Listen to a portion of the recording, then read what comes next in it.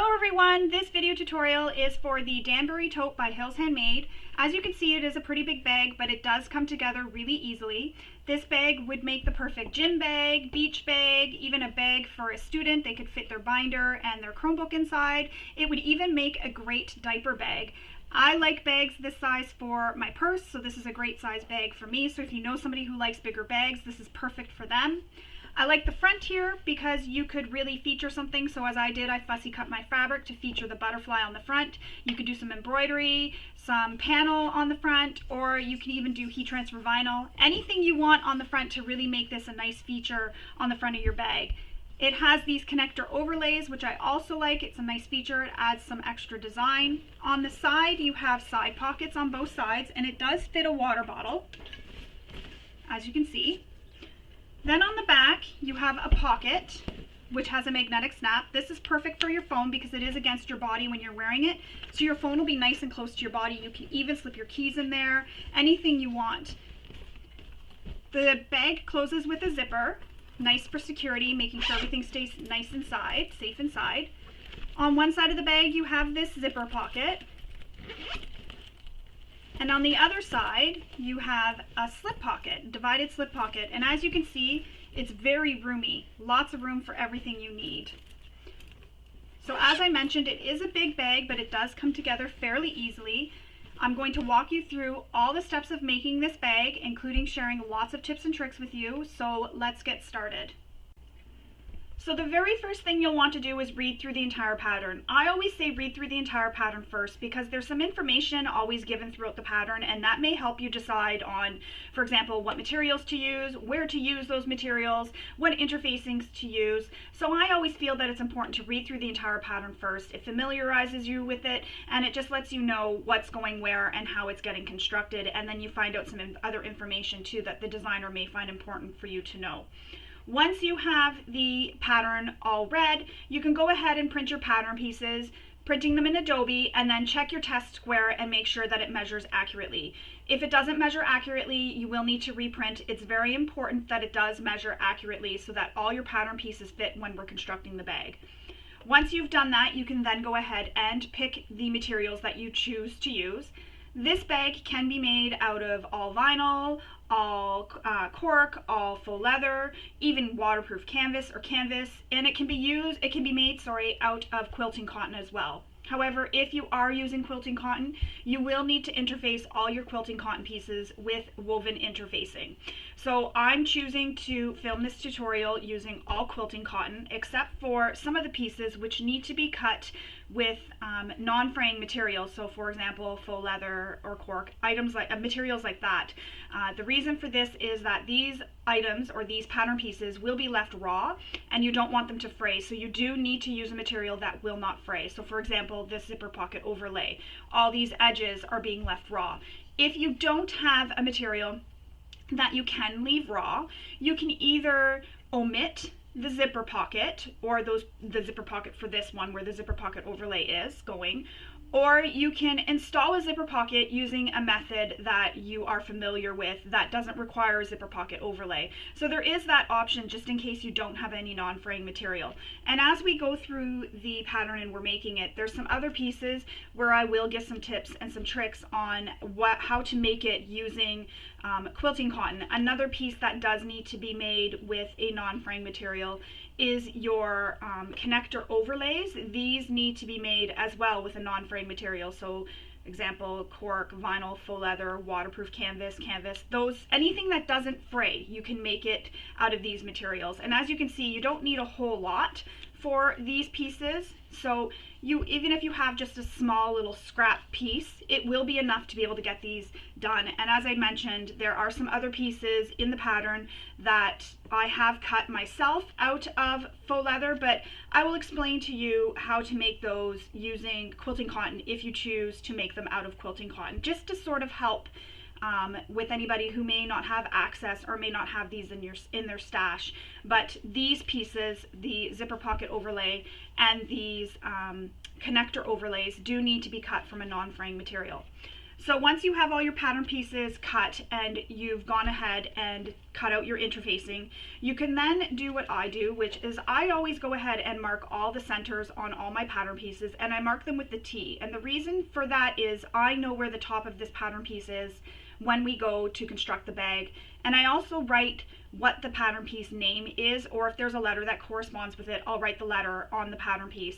And I just do this with pencil. If you're not comfortable with pencil, you can go ahead and use labels, or even a piece of painter's tape or masking tape on the back here, and then just label it with what it is. But I just use pencil.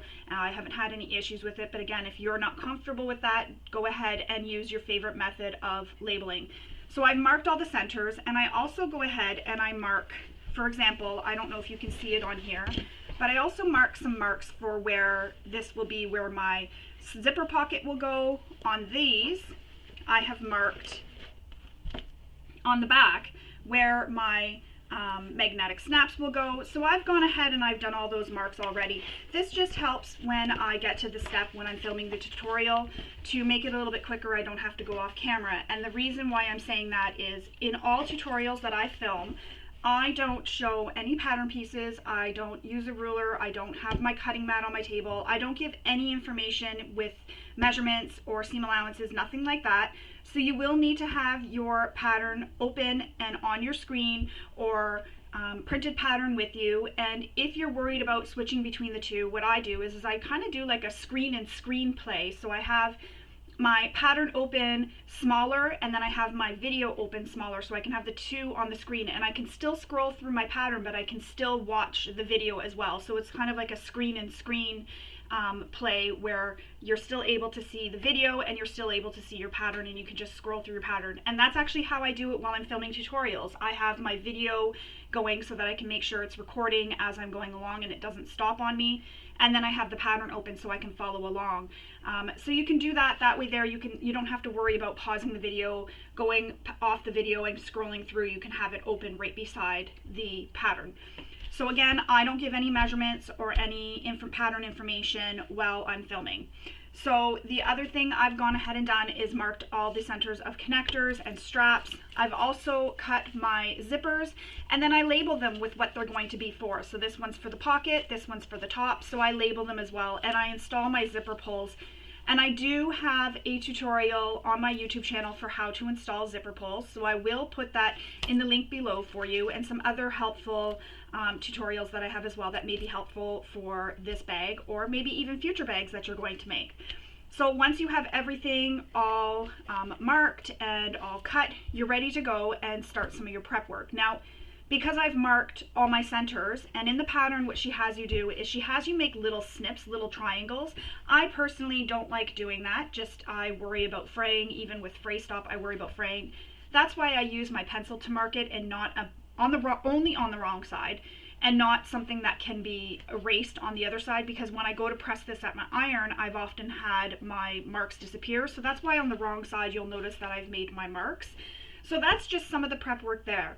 The other part of the prep work, I'm just going to move this out of the way, is your strap connectors. So there are these four here, and this is a little tip I wanted to share with you. For my strap connectors, I like to place a piece of interfacing. So this is Emmeline EB Fuse Heavy. You can use Decoville Light, or you can even use your Shape Flex, or a gross grain ribbon in the center. And the reason I do this is it just adds some extra strength to the connector.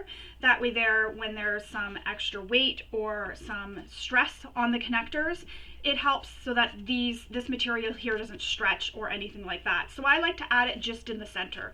And you'll know what the center is and how big to cut it when your piece is folded. What this final measurement is here, when it's folded and sewn, is the measurement that you'll want this center piece of interfacing to be.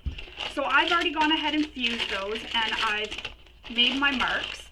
Now what we're going to do is we're going to fold the long edges in to meet that center line that we drew.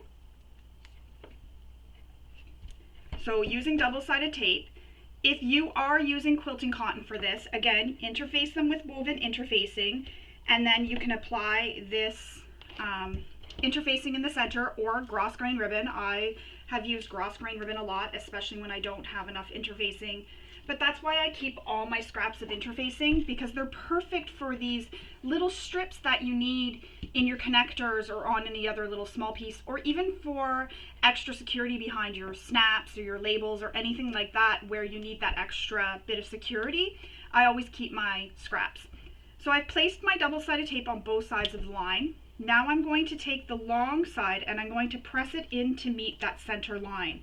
And this means that these are going to be folded wrong sides together. So there's one side and then the second side. And here's another tip coming for you. If you don't have double-sided tape and you're using something like a quilting cotton, you can always use a washable glue stick. And you can buy these anywhere, the dollar store, Walmart, even at your drugstores, you can find these.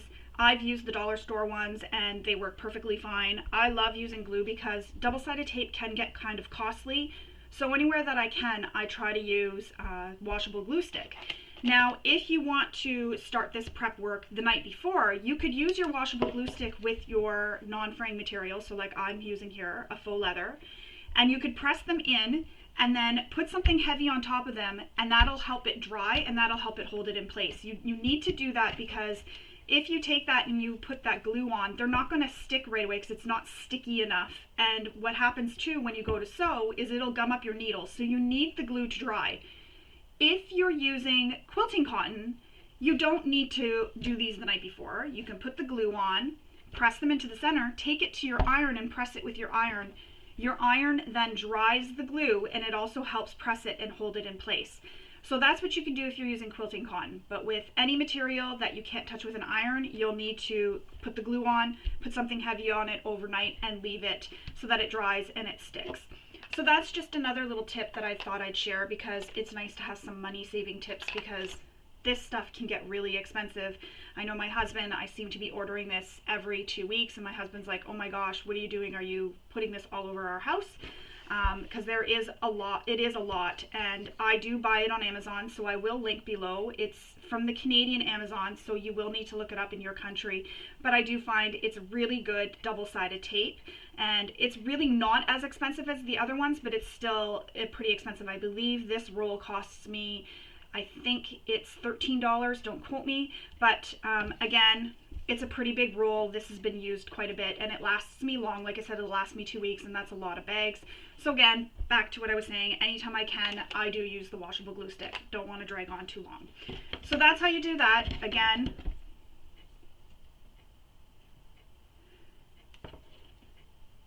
so double-sided tape on both sides of the line or your glue. And if you have another method of doing this and you don't use double-sided tape and you have something else that you use, go ahead and use your method for doing that. Remove the backing of the tape, press the long edges in to meet the center,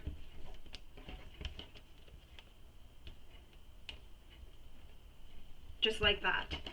Once you have those pressed in, we will then top stitch both the long edges using the seam allowance given in the pattern.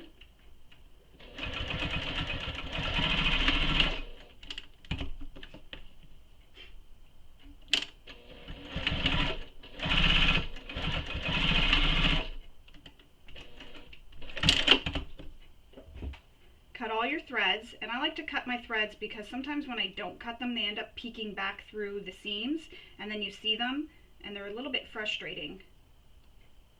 So cut all your threads, and it'll look just like that, top stitch on both sides. So you'll want to repeat that for all the other connectors. Once you have that completed, we'll move on. So I'm going to go off camera and finish these up, and then I'll come back and we will move on. One more thing before I continue. If you're brave and you don't want to use tape or glue, you can do what I like to do often with connectors, is I just pin them.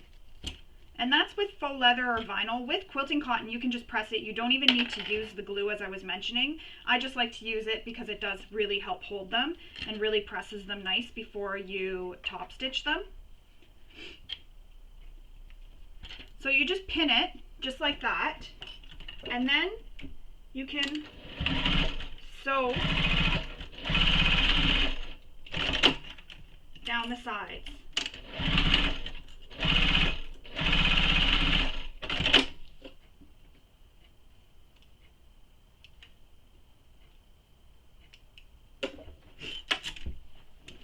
look just like that as well. So again, you have where the two long edges met in the center, and then one side that's finished. So once these are done, we're going to put these to the side for now and move on. So I'm going to clip these together just so that I don't lose any. I always like to clip them together because sometimes what happens is one will fall on the floor and I won't be able to find it, or it falls behind my table. Clip those together. The next thing we need to do is prep our straps. So I'm making my straps a little bit different than what's in the pattern. I'm making double-sided straps, and I have a tutorial on my YouTube channel that I will link to below for how to make double-sided straps. But what you need to do is take the length of your straps, and you're going to mark a line down the entire length of the strap in the center on the wrong side of your strap. Once you have that line marked, you'll do the same thing we did with the connectors. You'll fold it in to meet the middle line. And this is really can only be done if you're using something like faux leather, cork, a material that doesn't fray. If you're using quilting cotton, you definitely don't want to use this method because this edge here in the center is left raw and it can fray. So you don't want to do this if you're using quilting cotton. If you're using quilting cotton, what you will do is you will turn this edge, the short edge down, so fold it like that, and there is a measurement in the pattern for that. So you'll fold the raw edge in, and then what you'll do is on both edges is press those, so pretend those are pressed in, just like that, with the measurement given in the pattern. Then you'll do the same thing as you did with this. You remember how we did this? We folded these in to meet the center, just like on the connectors. You'll fold this in to meet the center, both long edges, and press. Once you have this folded in to meet the center and pressed, you will then fold it again so that those folded edges meet and your raw edges are enclosed in the center of your strap. And now you have no raw edges because you folded this edge under, just like this. I'm just going to fold it quickly. And it looks like this. And you have no raw edges. Oops, that's poking out on me. And then you'll have no raw edges because everything is folded into the center. So you'll have no raw edges because this edge is folded, and all the way down, that's folded into the center. I have another tutorial on my YouTube channel. So again, you could just pause this, open up another window, and then go watch it. And it's for getting nice clean edges on the finished edges on your strap. So I'll link that below. And also how I do my double-sided straps in case you want to try to do some double-sided straps. So again, you would fold the two short edges in. Once those are folded in, you'll fold the long edges in to meet the center, just like that. And don't put them right into the center. Have them so that they are about a 1/16 of an inch away from that center line. And the reason for this is it removes the bulk in the center when we fold it that last time. So this last time here, when you fold this all in half, it removes that bulk from this middle fold here. So have them into the center about a 1/16 of an inch away from the center line. And then you fold it again, and that encloses all your raw edges, and you have a nice clean, no raw edge strap. So I am making my straps a little bit different, so I'm going to go off camera, make them, and then I'll come back and we'll continue on with making our Danbury tote. I also forgot to mention, when you have everything folded and pressed, you will top stitch using the seam allowances given in the pattern all the way around your strap. So you'll want to refer to the pattern for what those seam allowances are. So here's how my straps look. Again, I made double-sided straps, and I have the link below for how they are made. I think I make them a little bit different now than what I did. I do need to make another tutorial for how I make these, but the other tutorial that I have linked, that I will link to below, is pretty much the same method, just a little bit different. But that's how they look. Yours, if you've used only one material, will have the same on both sides. So now we're going to continue on with some more prep work, and we need our piping pieces, and you have 4. These piping pieces can be made out of quilting cotton because the raw edges are going to be sealed into the seams of the bag. So what you're going to do is, taking one of the pieces, you will draw a line down the center. However, I'm not going to draw a line down the center because we're just folding these directly in half. So I just need to put some double-sided tape. If you're using quilting cotton, you can just press these, and you can use double-sided tape or a washable glue stick if you want to help hold it. But I'm just going to use some double-sided tape. So again, you can use quilting cotton for these because the raw edges will be hidden within the seams of the bag. So then you'll just fold these in half. And I like to fold the edges first, the short edges, so that they meet. And then I keep folding, matching up. So I move further along and then I go back to where I started. So here, and then I'm going to press all the way back this way. And this just helps make sure that I get no twisting or anything, just like that. And you'll fold them in half. So you'll do that with all 4 pieces, and then we will move on. So I'm going to go off camera and finish the other 3, and then we'll come back and move on. Alright, so there they all are. I have them all pressed in half. I'm going to clip them together just so that I don't lose any of them. Next, you need to cut the zipper overlay, cut the opening as I was showing in the beginning of the video. I already cut mine, so you'll want to refer to the pattern for the measurement to cut this zipper window opening out. You'll want to do that. You also need to mark your base exterior, so you'll want to refer to the pattern for those markings. And then you will also, anything, as I mentioned, if you haven't already, fuse your interfacing to the back of your quilting cotton pieces if you're using quilting cotton as well. You will also need to fuse your Decoville Light, or if you're using an interfacing that's similar to Decoville Light, to all the pieces that it gets fused to. The only piece you're not fusing right now is your, if it's Decoville Heavy or Peltex that you've chosen to use. For the bottom interfacing, you will not fuse that yet. You will leave the bottom, so this piece here, I used a Decoville, so this piece here you're not fusing yet. This will be fused later in the pattern. So you're just fusing your Decoville Light to all the pattern pieces that require Decoville Light. And if you're using quilting cotton, your side pieces will have Decoville Light as well.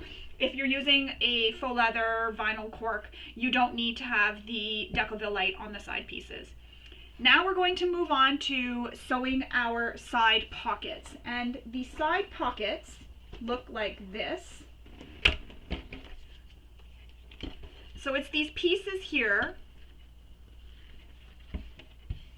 that go, they're not perfect squares, they go angled down, so they're slightly angled down. So you can see when I put this one on top, see how they're angled? So you'll know that the wider part is the top, and I want to make note of that, that the wider part of the pocket is the top of the pocket. So you'll want to make note of that, and I didn't mark that on my pieces, so I'm going to mark T's now.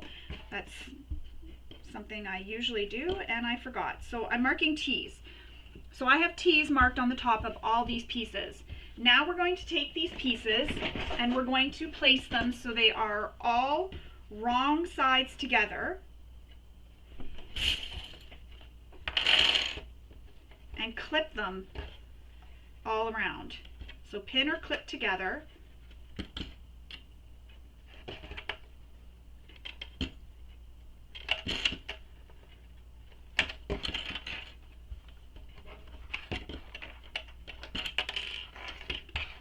Because we're going to stitch these all around using the seam allowance given in the pattern.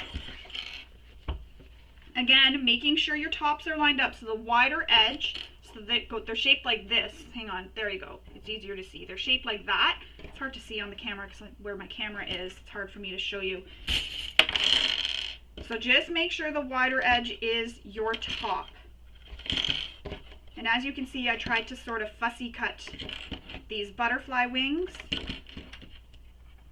but I was running out of material. So this one didn't get fussy cut quite as well as I wanted it to, but it still works. So now we're going to stitch all the way around all 4 sides and to baste it in place. And when you're basting, you can use a longer stitch length.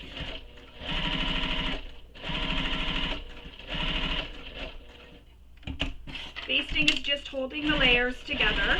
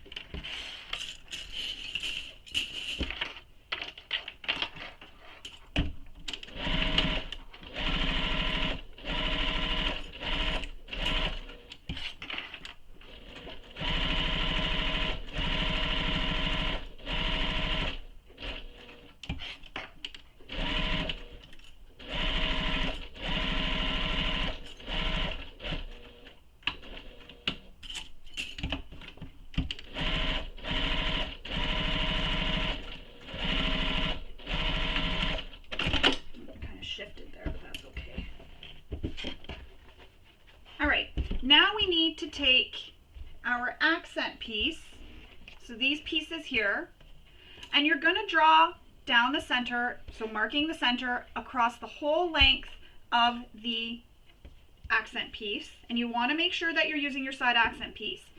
And just before we continue on, for these pieces, it does call for a non-fraying material. However, you can use quilting cotton for this. You can buy pre-made double fold bias tape, or you can make your own double fold bias tape. And you make it the exact same way I was mentioning to fold the straps if you were using quilting cotton. So you have your piece, you fold the long edges in to meet the center, then you fold it again. And where that fold is what will go over the top edge of your pattern piece, over your side panels here.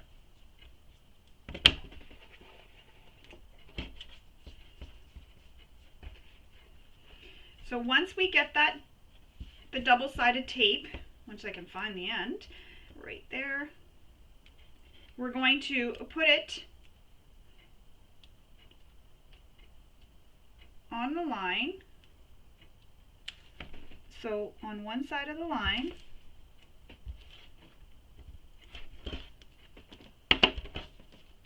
and that is a new roll of double-sided tape. My straps used up the rest of the other roll, so that's what I mean, we go through a lot. Now you're going to take this and you're going to place it just below the line using the measurement given in the pattern, and line it up.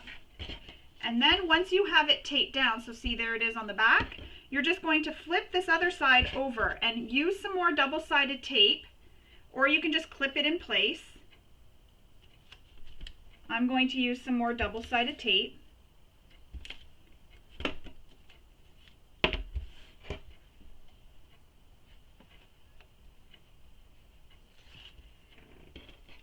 And what I like to do is I like to check to make sure that it's going to line up, and if it's not, I shift things so that the front and the back line up together perfectly.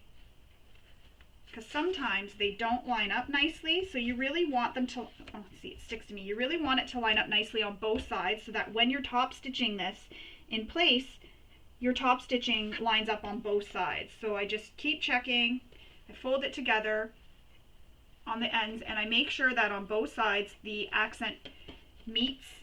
And I can feel with my finger when I'm flipping it over on the other side if they meet up. So I can just feel here, if I put my nail there, I can feel that that's where the other end of the other piece is. So it'll look just like that.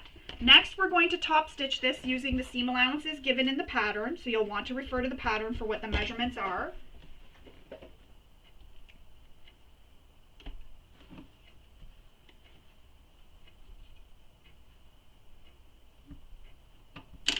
And we're top stitching this, so you want to use your stitch length that you use for top stitching.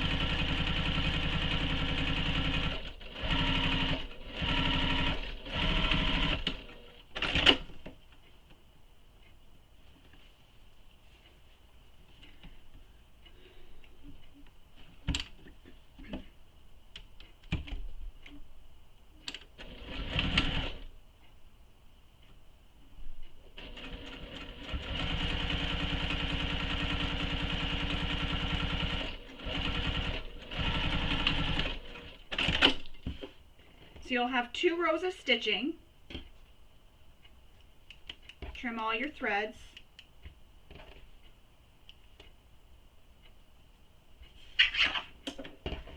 And it'll look like that when you're done. So I'm going to go off camera. I'm going to repeat that for my second pocket, and then I'll come back and we will continue on.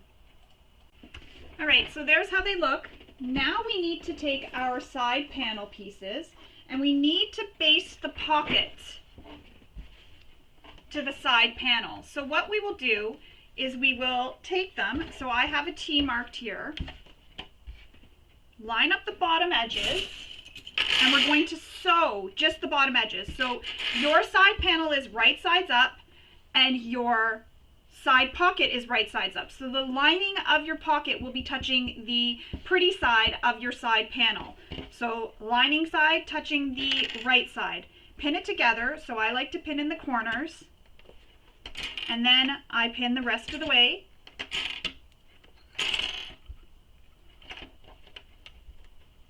And I'm going to repeat that for this one. So again, side panel is right sides up. Side pocket is right sides up, so the lining of the side pocket is against the right side of the side panel. Pin it together on both the corners and then pin the rest of the way. Then we're going to sew this bottom edge using the seam allowance given in the pattern.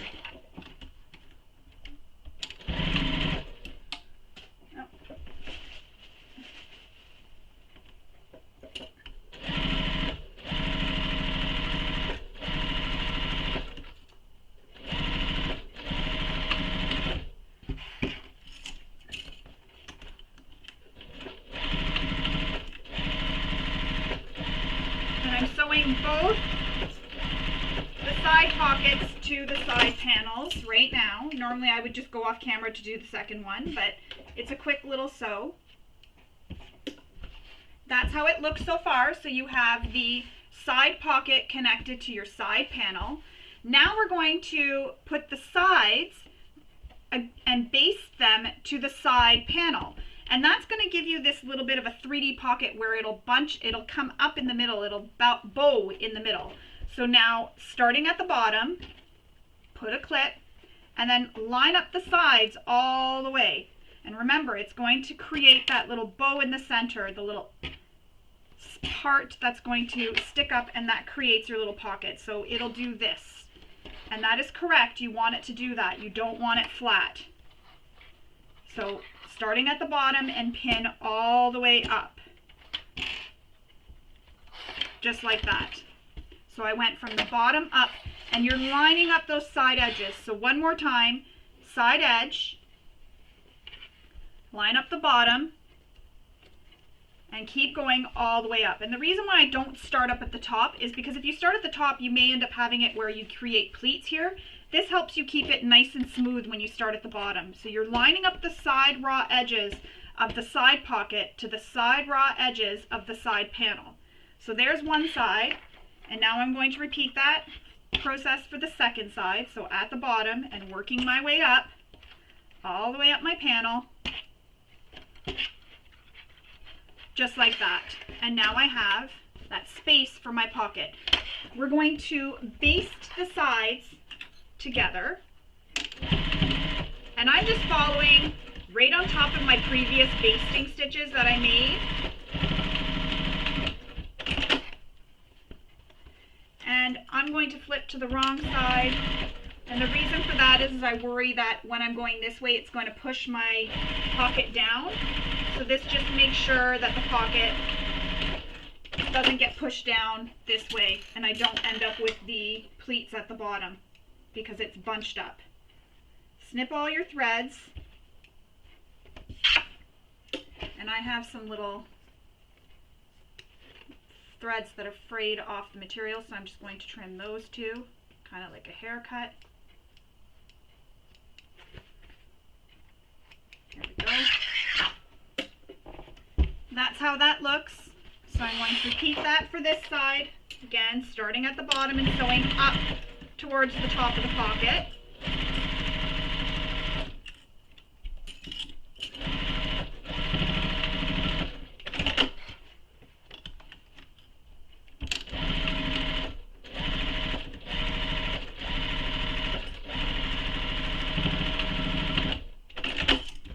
Don't forget to backstitch at start and stop as well.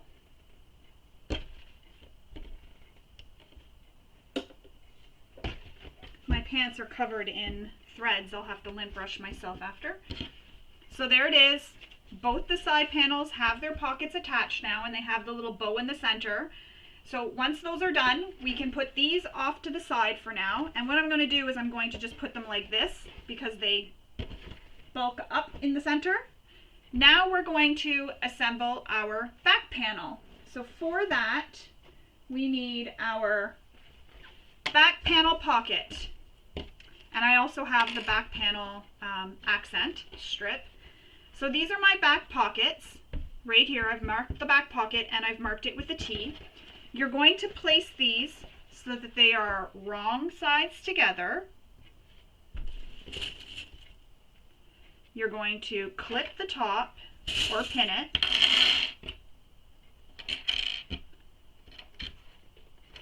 all the way across. And I'm going to add some clips to the bottom and the sides. We are not sewing the bottom and the sides at all. I'm just clipping this to help hold it in place so nothing shifts on me while I'm sewing.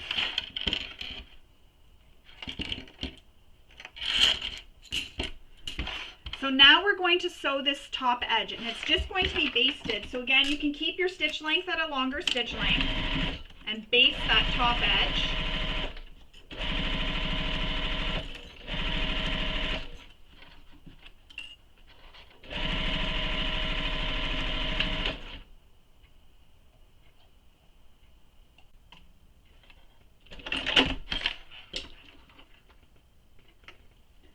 Trim all your threads, just as I've said before, and that is how your pocket is looking so far. So I'm just removing all my clips.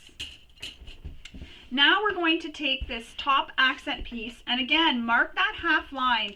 So you're marking the center of the top accent piece. And again, I'm using a non-fraying material, but as I mentioned, for our side pockets, you can use quilting cotton, the same thing I mentioned, using double fold bias tape or making your own.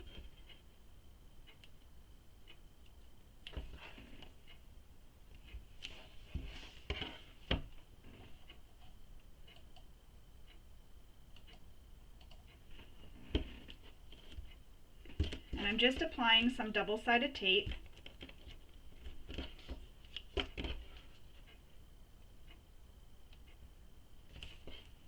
I'm applying it to both sides, just so I don't have to do it after. So remove the paper backing of your double-sided tape, and then you're going to place this the same way we did with the side pocket, using the seam she gives, the seam allowance she gives in the pattern.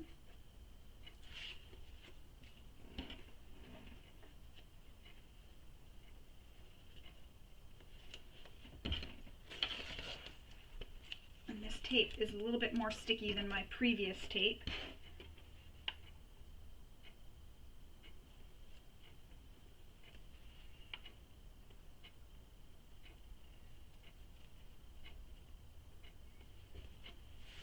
Alright, again, making sure those edges line up.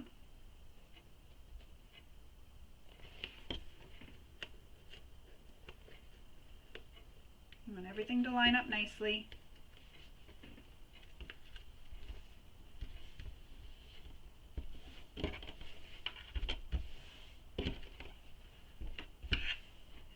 And then we're going to top stitch this pocket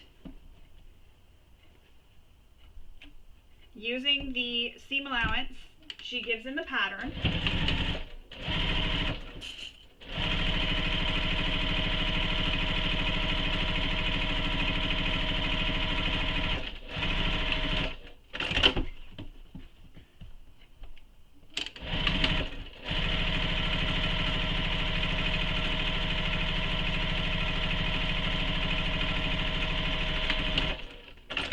So there's 2 rows of stitching that you will have, just like we did on the side pocket.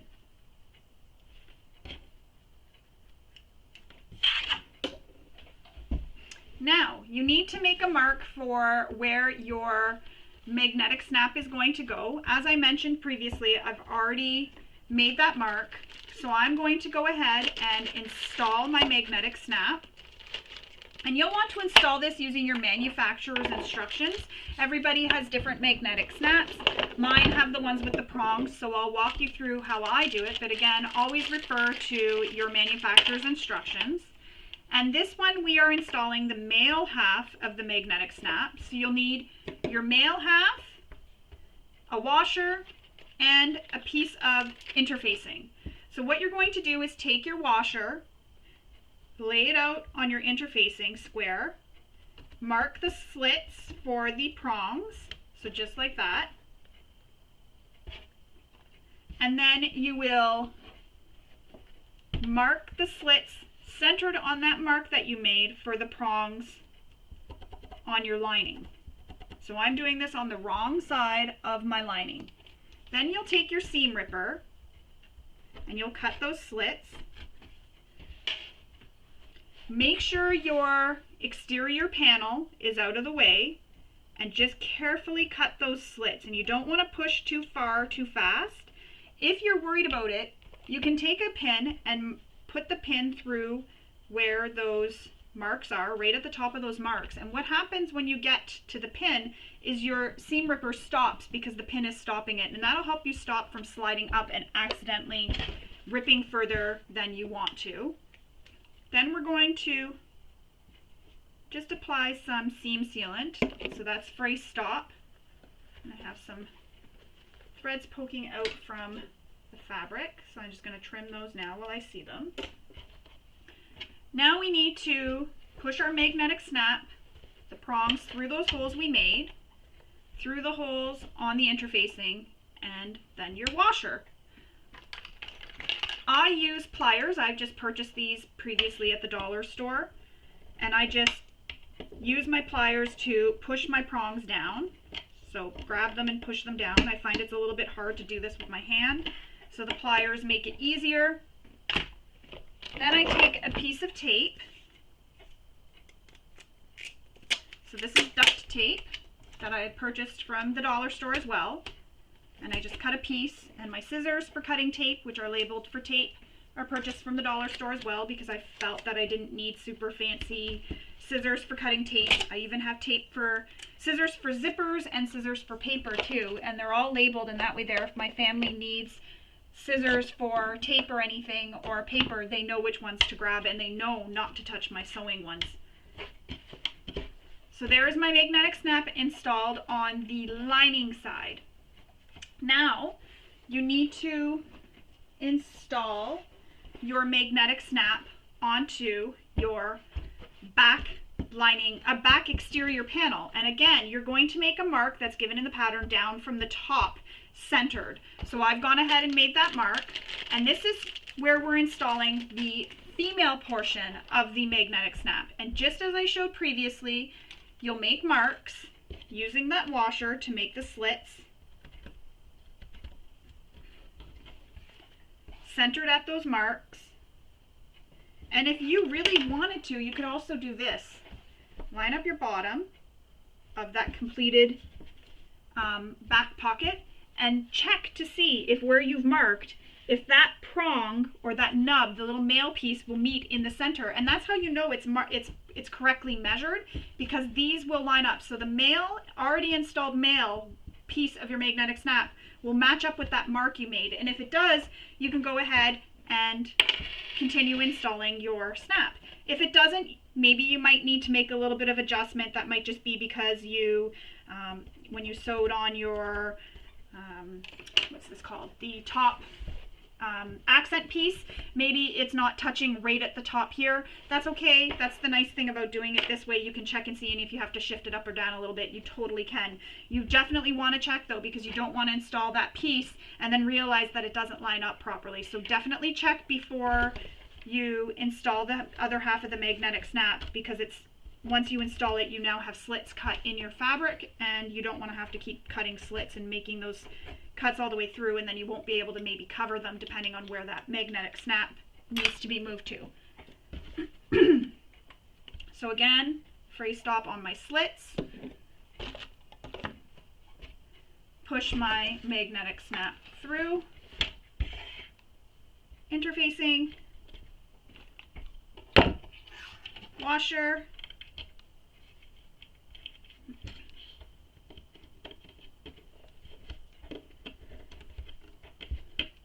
and I push my prongs so that they hug my fabric. And the reason for that is when I was pushing them out previously, I found that a couple times my snaps, actually it was purse feet that had come out of the bottom of my bag, and that's when I was pushing them so they were out. So this is just a personal preference that I put them so that they hug the fabric. That's just a choice. You don't have to do that, but that's just what I do. But if the manufacturer's instructions say to do something else, definitely follow their instructions. So now I'm just applying a piece of tape over top. And the other thing is I find the tape not only helps prevent the prongs from rubbing through to the lining side fabric, but it also helps hold the prongs in place too, so that these don't accidentally lift up or anything. So there's my magnetic snap. I can see once I clip it in place, my bottoms and sides line up perfectly. I I installed these perfectly. And you'll notice there's some marks here again. Those are marks that I had made for when we continue on with the pattern, and those were because I had read ahead. So now with that magnetic snap still installed, or still clipped together, I'm going to clip my bottoms together, lining up the bottom edges at the bottom corners.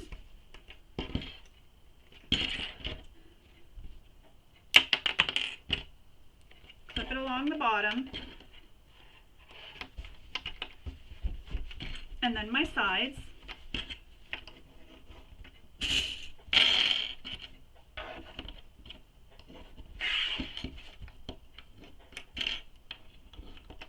So what I'm going to do is I'm going to sew the bottom edge, or baste it in place, and then I'm going to sew up my sides, and that'll just help make sure nothing shifts on me. So when I go down this way, it doesn't force this to come down, and then I come across and go up this way, and everything's all out of whack. Doesn't line up as nice.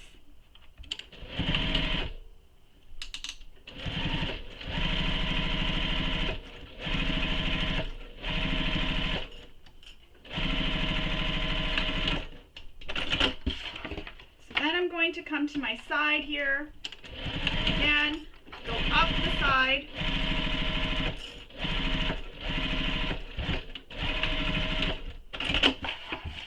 and you can do this if you're comfortable with sewing the other way. I'm going to sew up the side,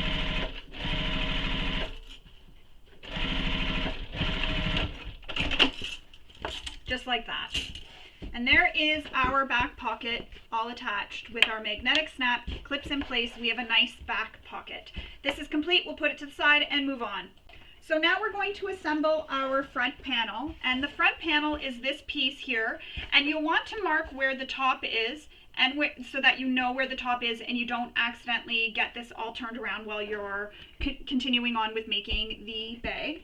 And now while this is flipped over, you're going to make a mark that is down from the top where it is given in the pattern. The measurement is given in the pattern, and this is for installing a bag tag. And if you don't want to install a bag tag, you can simply skip this step.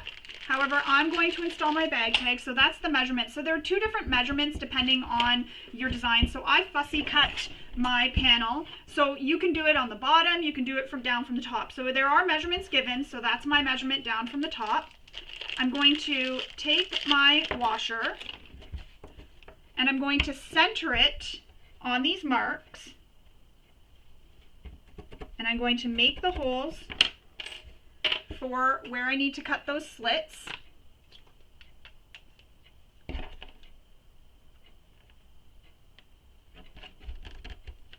And again, I'm just being very careful.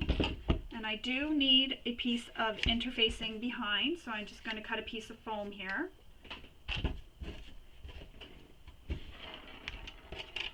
Same thing, I'm going to make the marks on my foam. And this is essentially the same thing as we did when we installed the magnetic snaps. It's the same process. You're making slits. If you have one that screws together, go ahead and screw it together. Again, always follow the manufacturer's instructions. Now this says handmade on it, and I want to make sure that I'm placing this not only at the top of my bag and my panel is right sides up, but it says handmade. I don't want to put this so it's upside down. I want to make sure it's going to be facing the correct way. So first with the seam sealant,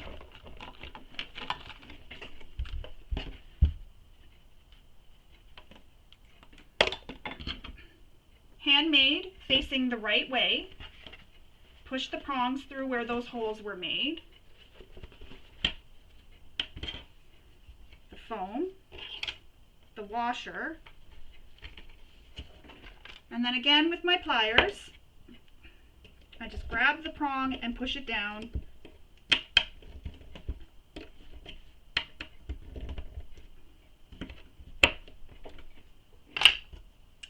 And then some more duct tape.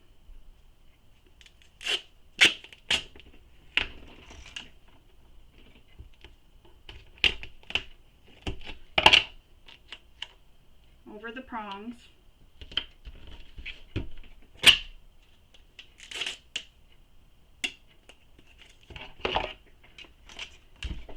just like that. And that is how it looks. And if you need to, you can adjust it just a little bit and just shift it around. And I have this clear piece of plastic over top of it. I'm going to leave that there just for now. And see, I can still move it a little bit. I can still shift it around. I think it just looks like it's crooked, but it's not. So there it is. That's how the front panel will look with your bag tag. Now, we need to take our prepared pipings, and see, mine are opening back up. My tape didn't really hold. That's okay. I can just press it back again. And there's marks that you need to make at the tops and bottoms, and I did it on the right side and the wrong side. So you're going to put the piping in place from those marks. So lining it up with that mark that you made from down from the top, so on the right side, so there'll be right sides touching because it's folded, so it's still right sides. And I'm just going to clip it all the way along the side edge. So you're lining up those raw side edges, the long side edges. And again, make sure it's on the sides. You don't want to have it at the top. So look and see where your T is and you'll know where the top is. Once you have that done, you're going to take your piping and slide it so that it is facing out, because you want this off the edge of the bag. And if you'll notice, the top corner here that's folded lines up with the top raw edge, or the raw edge of my panel. So folded edge is lining up with the raw edge side of the main panel. And use a clip to hold it in place. So it'll look just like that. So see how it comes up off the material? That's what you want. So then you're going to baste this in place. Another thing you can do here is you can clip or make a little V-snip in your piping to help it face out. I'm going to just go ahead and sew it in place.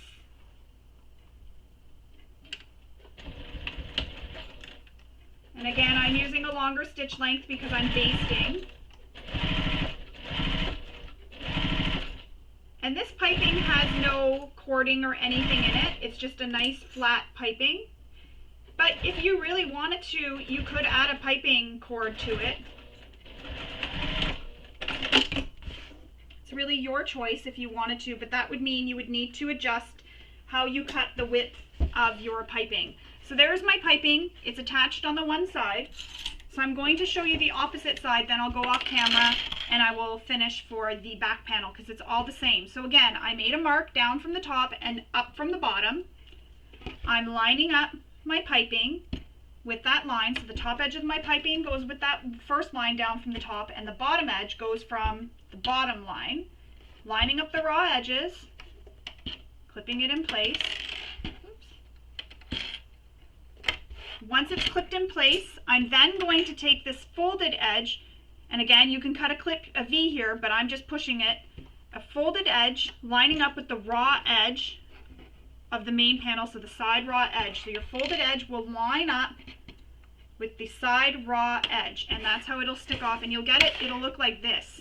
So it kind of helps the panel, it's kind of curving as well too, but when we turn this, the top and bottom raw edge of your piping won't be seen in the finished bag because it'll all be concealed within the seams. Baste this in place.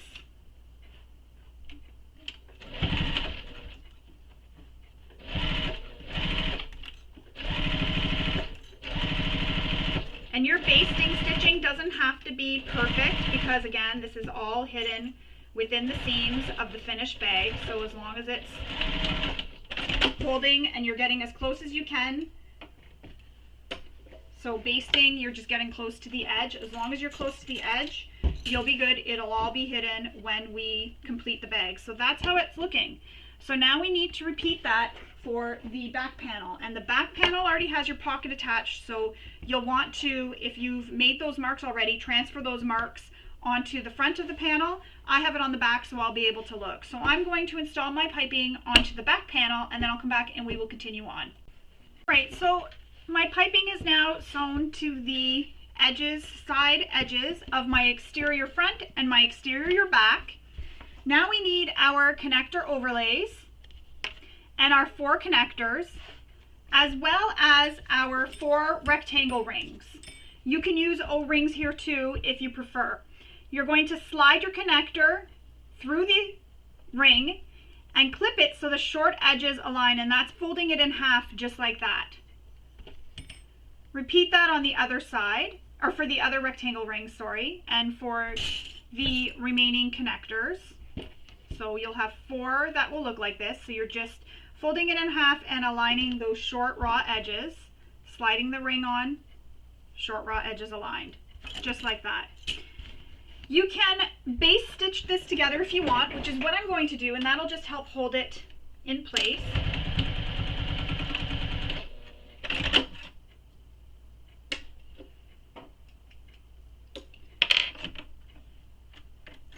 And I ran out of bobbin, so I'm going to change my bobbin thread, and then I will come back and we will continue on.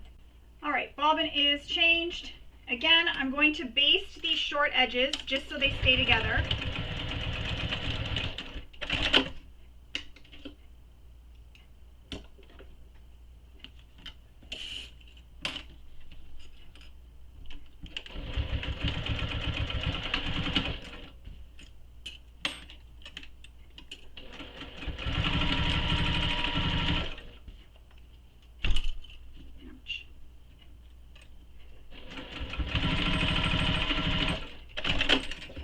All 4 connectors are basted on the bottoms. You can even use some double-sided tape to hold them together if you want. So now working with our front panel, there are some marks you need to make down from the top and over from the side, so you'll want to refer to the pattern for those marks. I've already gone ahead and made those marks. I'm going to take some tape and place it on the back of my connector. Not up too high because you don't want it to be seen. Even though we have the overlay, you'll still see part of the connector sticking out from the overlay, so you don't want it too close to the top. So I'm placing some double-sided tape, remove the backing, and then you're going to center your connector on that mark you made. So there's a dot that you made or a mark, and you're centering the connector on that mark. And you'll do that for the other side as well, but I'm just going to do one at a time so that I can show you how to do this one, and then when I get this one done, I'll go off camera and I'll finish the other ones. So now I'm going to sew this with the measurement, given in the pattern. I was going to say given the measurement in the pattern. I'm going to sew that using the measurement given in the pattern. I'm just cutting a thread that I found. So now I'm going to sew this to attach it to my panel. And again, when you're placing it down, you're placing it centered, so the center of the bottom of your connector will line up with that dot, so it's centered on that dot.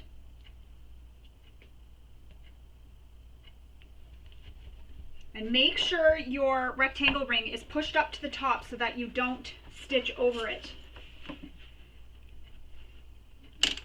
And you're going to stitch this to the panel, sewing a little box using the seam allowance given in the pattern.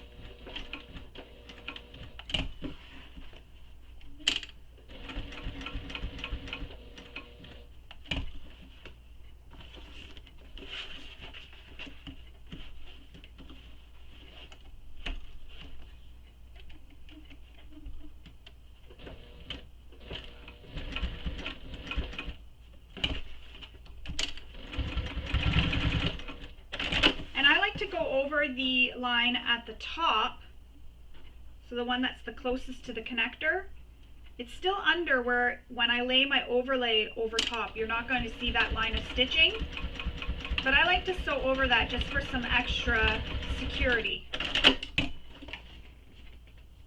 And if your box is not perfect, not to worry, because now we're going to take this connector and we're going to lay it over top of the connector. So we're taking the connector overlay and laying it over top of our connector. So that box is no longer seen that you sewed.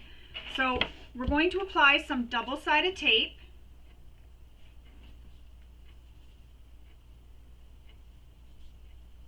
It's always fun trying to find the end of the tape. And I'm going to place some tape on this to help hold it down once I get it on.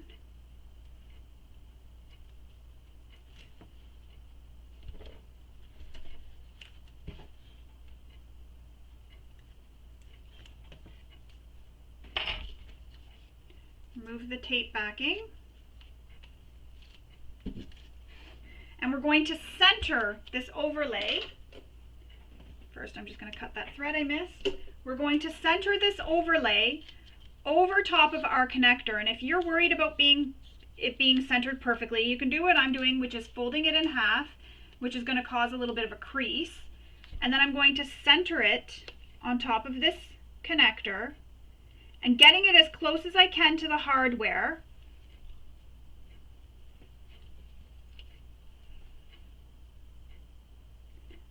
But keeping in mind that I got to be able to top stitch that. So I'm taking my time to really make sure it's centered and straight.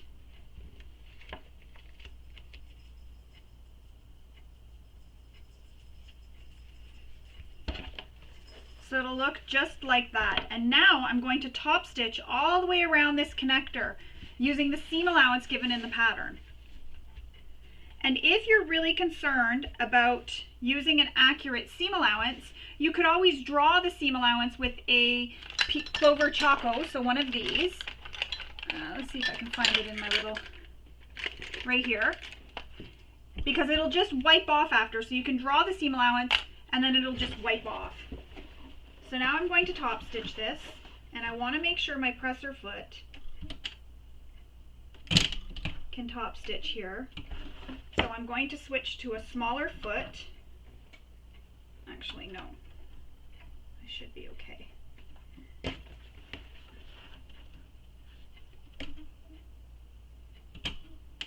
Yeah. So we're going to top stitch all the way around. Now, one thing, because this is on the front of the bag, you may not want to back stitch. What you can do is leave long thread tails, start stitching, no back stitching, go all the way around, and when you come back, stop in the hole you started in. We'll pull the thread tails to the back and we'll tie them off. So I'll show you what I mean. So I'm going to start on the side edge here.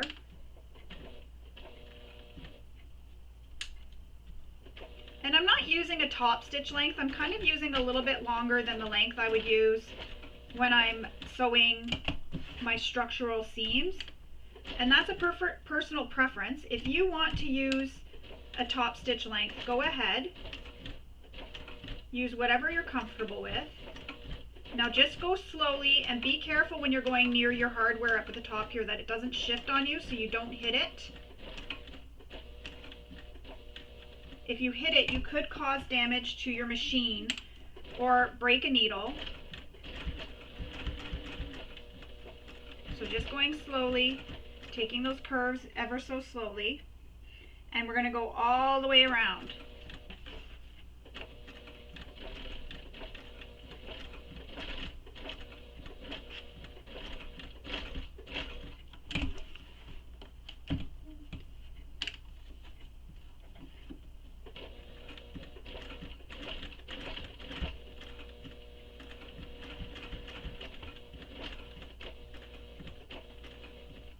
I'm back where I started. I'm going to leave long thread tails, cut them. So now I have two tails on the back, looking at the back side, and two that are on the front. I'm going to take one of the long thread tails and pull on it, and that creates a little loop from the front thread coming up through the back, and I'm going to just pull it through. And I'm going to do the same thing, and I'm just using the end of my scissors, but you can use your seam ripper, so I'll show you with my seam ripper. I've pulled the one thread, it's created a loop, and I'm pulling the loop up and back through to the back. Now I take them in sets of two and I tie them off. And you can tie a few knots just to make sure that it really goes, just like that, and then you will cut them so there is no back stitching.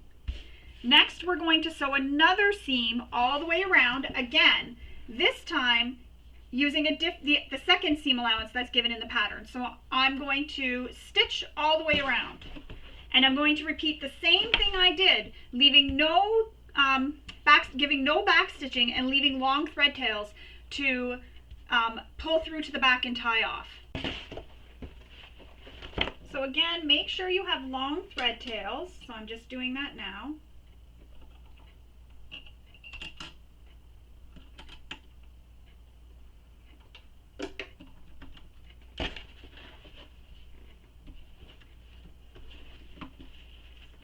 And then we're sewing this. Again, no back stitching. Unless you're using something that's a really busy print, then you can go ahead and do back stitching. You won't see it as much. Or if you just prefer to do the back stitching.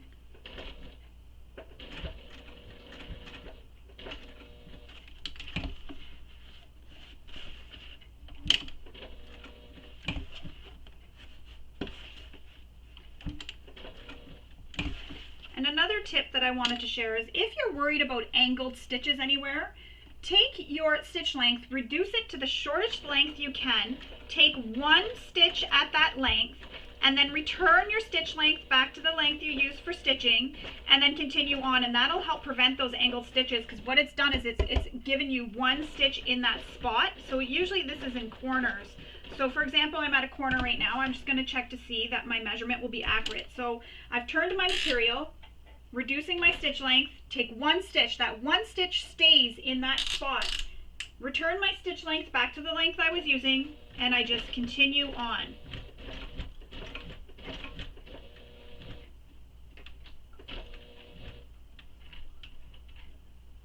And my machine is skipped a stitch there. So sometimes I like to hand crank when there's a bit of bulk, just to make sure that it really catches where I'm stitching. And I want to make sure I don't hit my threads here, these long thread tails, and get them stuck anywhere.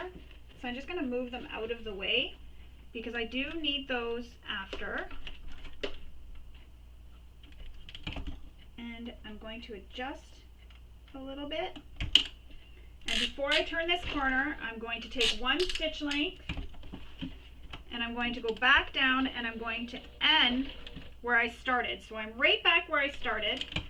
Leave long tails. Oops.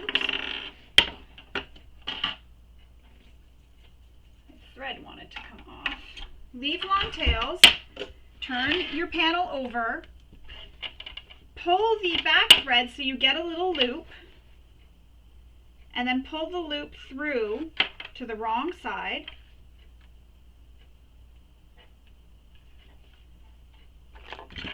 So you have no threads on that side, and they're all on this side. All four are here. I put them together in twos. Same thing as we did before, tie a knot. And these ones are going to give me a hard time because they're all different lengths. So I'm just going to trim them so they're the same length. And if you're worried about that knot you've created coming undone, you can add some interfacing over this, so some woven interfacing, or you can even put a dab of glue. I've never had any issues with it, but if you want, just for some extra security, you can put a little dab of glue. And that's how that one looks. Now we're going to repeat that for the other side. So again, you're taking your connector. It has a piece of double-sided tape, and there's a mark you made down from the top and over from the side. You're going to line this, the bottom edge with the mark, and centered on that mark. And then you'll stitch the box, then you'll lay your connector over top and stitch around it the same way we did here. So I'm going to go off camera, and I'm going to do that. Also, if you have rivets, you can put a rivet in as well, given the measurement of the pattern. So I will stitch these all on, and then I will add my rivet. If you don't have rivets, you can add a Chicago screw. If you don't even have Chicago screws or rivets, no worry, you don't even need to use them at all. You can just leave them. But maybe when you sew your connector, sew an X in the box of the connector, and that'll help add that extra security and strength to your connector, because that's what the rivet is doing. It is adding some extra strength there. So if you don't have rivets, go ahead and sew an X in that box. So I'm going to go and attach all my other connectors and my overlays, and then attach my rivet. So it's a measurement that's given in the pattern for attaching your rivet on this overlay. And then I'll come back and I will show you how it looks, and we will continue on with making our bag. So there's how the two panels look with the connector and the connector overlay attached. So the back panel. And if you're finding that your bottom of your overlay, just this little pointed tip here, comes under, just slightly under your pocket, that's okay. When you're stitching as well, you'll want to move your pocket out of the way so that you can get around here to keep an accurate seam allowance. You'll want to move your pocket out of the way. Also, I had mentioned before that you could add some interfacing into your connector if you wanted it to have a bit more strength and stability. Some machines may struggle with bulk, and if your machine is a machine that struggles with bulk, you may want to avoid putting that, and instead maybe just fuse some woven interfacing to your connector, or use cotton for your connector so that they're a little bit thinner and not as thick if you're using vinyl. And that's if your machine struggles with bulk. You know your machine, so use the materials that your machine will be able to handle sewing through. So that's how they look with the rivets attached, just like that. Next, we're going to continue on with building our exterior. So you need your two exterior panels and your two side panels. So take one of your main panels and having it right sides up, place the side panel along the side so it is right sides touching. So wrong side of the side panel will be facing up towards you, and the main panel will be facing right sides up. So you're putting them pretty sides touching, and you want to align the side edges. So I clip at the top and then I clip at the bottom, and then I continue pinning all the way down. And I'm flipping to this side because it's easier to see. And again, this here, if your machine struggles with bulk, doing your piping and quilting cotton will help cut down on the bulk.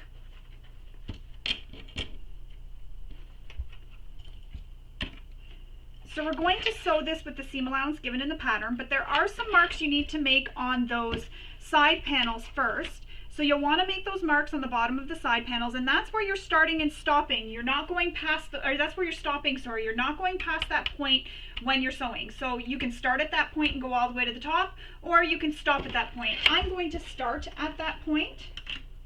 And if you top stitch, don't forget to turn your stitch length back to the stitch length you use for sewing your bag together. So now I'm going to sew these with the seam allowance given in the pattern, sorry. So side panel and main panel are being sewn together.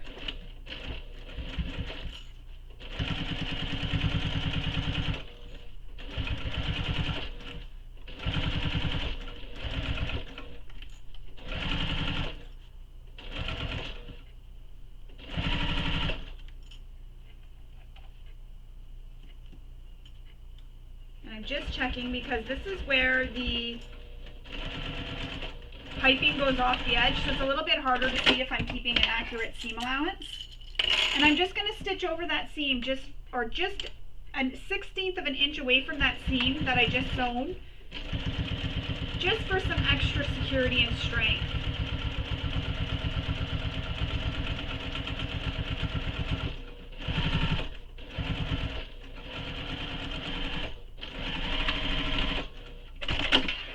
There we go. So we have one side connected, and you can just see the piping sticking out just there, ever so slightly. And it's hard to see because I used a print, but you can see my piping just sticking out just a little bit. So now I'm going to attach the second side panel using the same method we attached the first one. So again, clip the bottom and the tops together. And then we'll stitch this with the seam allowance given in the pattern.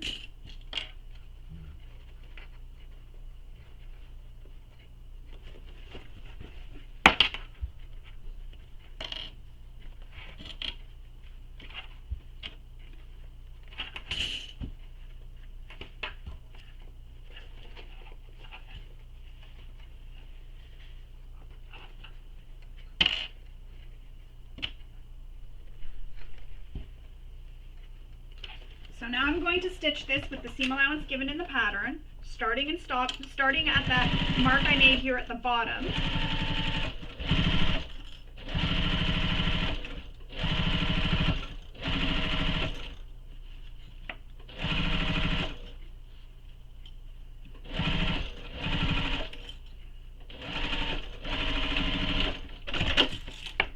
Stitching again just for some extra security.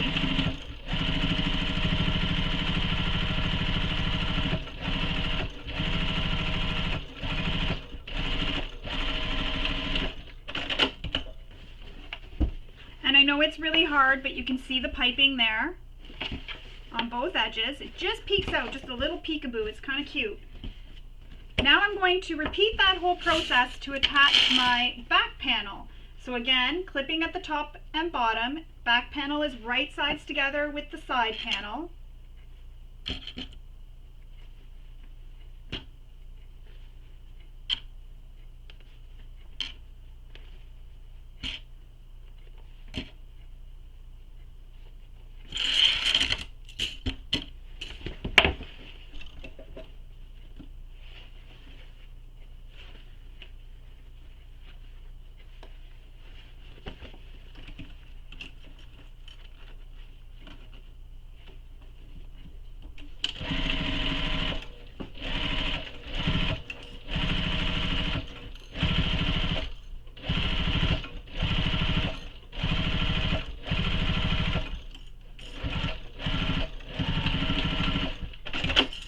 Repeat the same thing I did before, which is sew that again.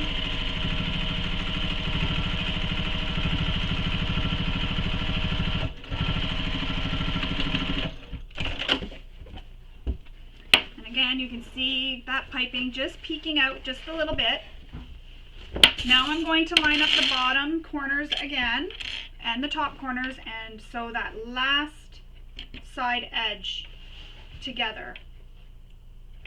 Starting and stopping, either start or stop at that mark that you made at the bottom. And that measurement is given in the pattern for where you're starting and stopping, so you know where to start and stop.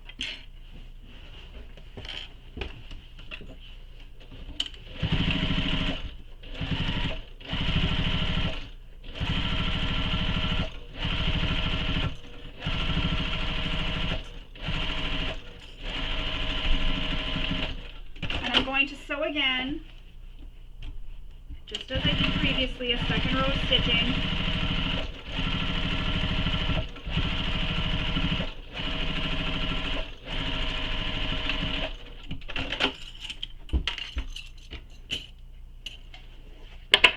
And now you have a box, or a rectangle, sorry.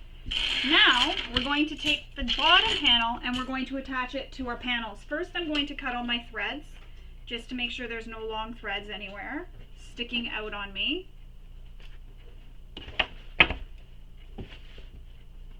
Just like that. Alright. Now we're going to take the bottom panel and we're going to sew it to the side panels. And we're going to start and stop at those marks we made.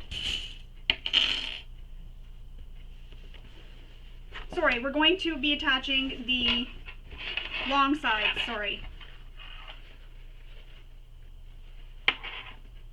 So we're attaching one long side, and if you have center marks, you can line those, line those up. So I aligned the short edge, the corners, I've aligned that, and then I've aligned the middle, and now I'm just pinning the rest of the way.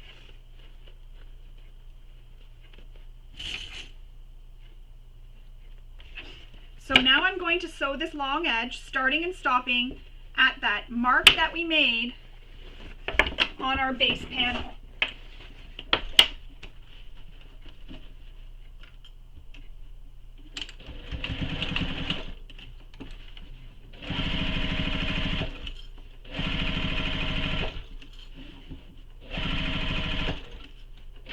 And I'm actually sewing right on top of those lines we drew for the seam allowance.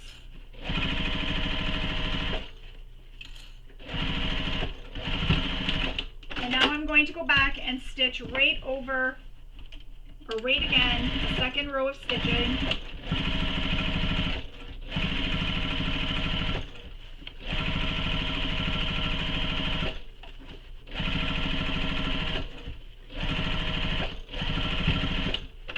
There we go. Now we're going to pin the second side of the base panel, right sides together on the long edges. So this is what it looks like. All you're seeing is the wrong sides when they're pinned. So right sides together on the long edges. And then we'll sew this long edge the same way we sewed the opposite long edge.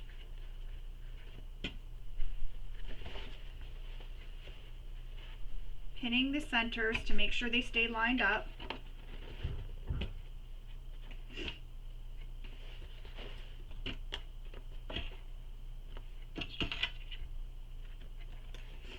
Sew that long edge again, starting and stopping at those marks, and you can just sew right on that mark that you made on your base panel. You can just sew right along that, starting and stopping in those corners.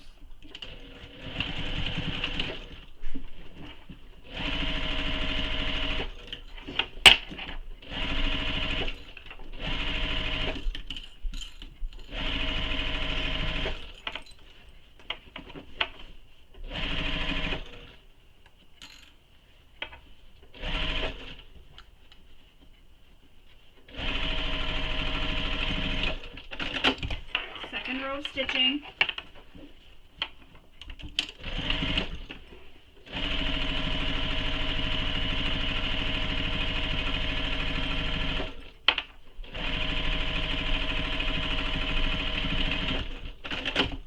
All right, that's how it's looking so far. So you just have your short edges not sewn, but we're going to fix that now. We're going to pin the short edges together. And I'm going to pin both the short edges, so lining up my center marks, and then pin all the way across.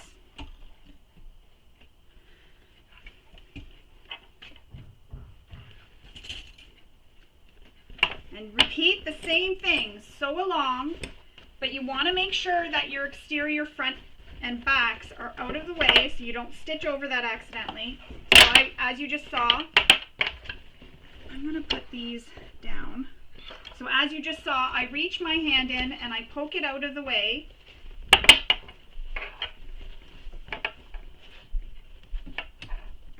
And then I sew it.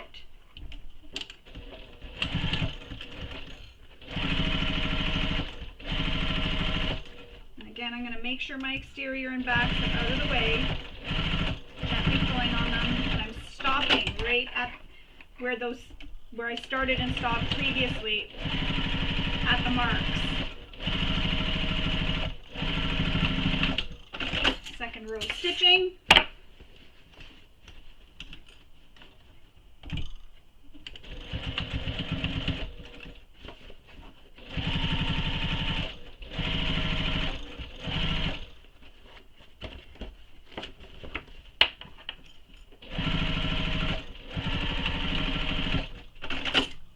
And my second row of stitching.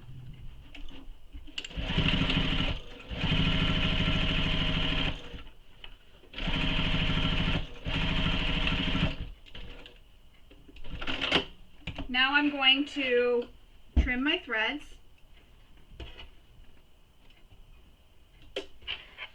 And these corners here we need to trim down, so it doesn't really matter about trimming my threads actually, because I'll be trimming it down when I trim my corners.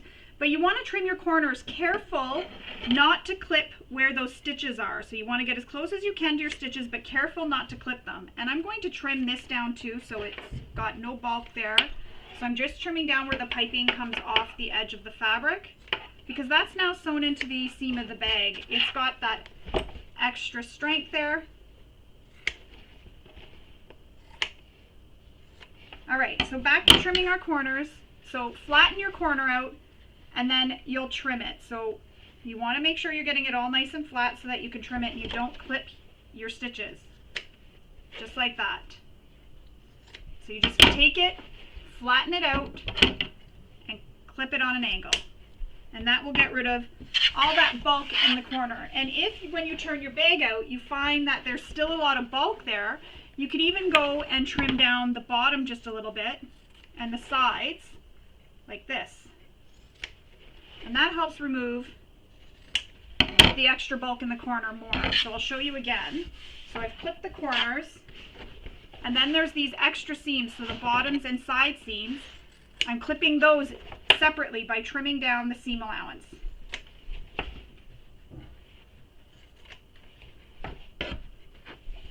So I'm doing that on all 4 corners, and I just find that actually helps reduce the bulk even more when you're turning these out.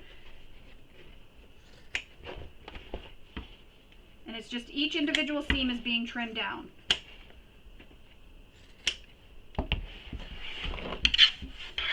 And if for some reason you accidentally clip your stitches, not to worry, just go back and re-sew over where you've clipped your stitches, making sure you back stitch at start and stop, and go up a bit. So say you clip the stitches here, start up here, back stitch, go down, stop here, back stitch, but you'll have to sew this seam too on the bottom if you clip the stitches in the corner, so you'll have to re-sew all those corner seams.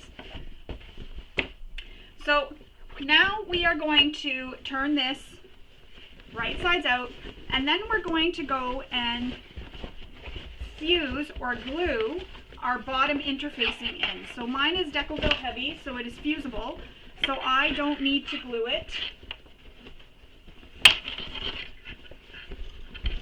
I'm just going to use my iron and press it in, but first I'm just poking out all these corners so they come out really nice, carefully poking them out.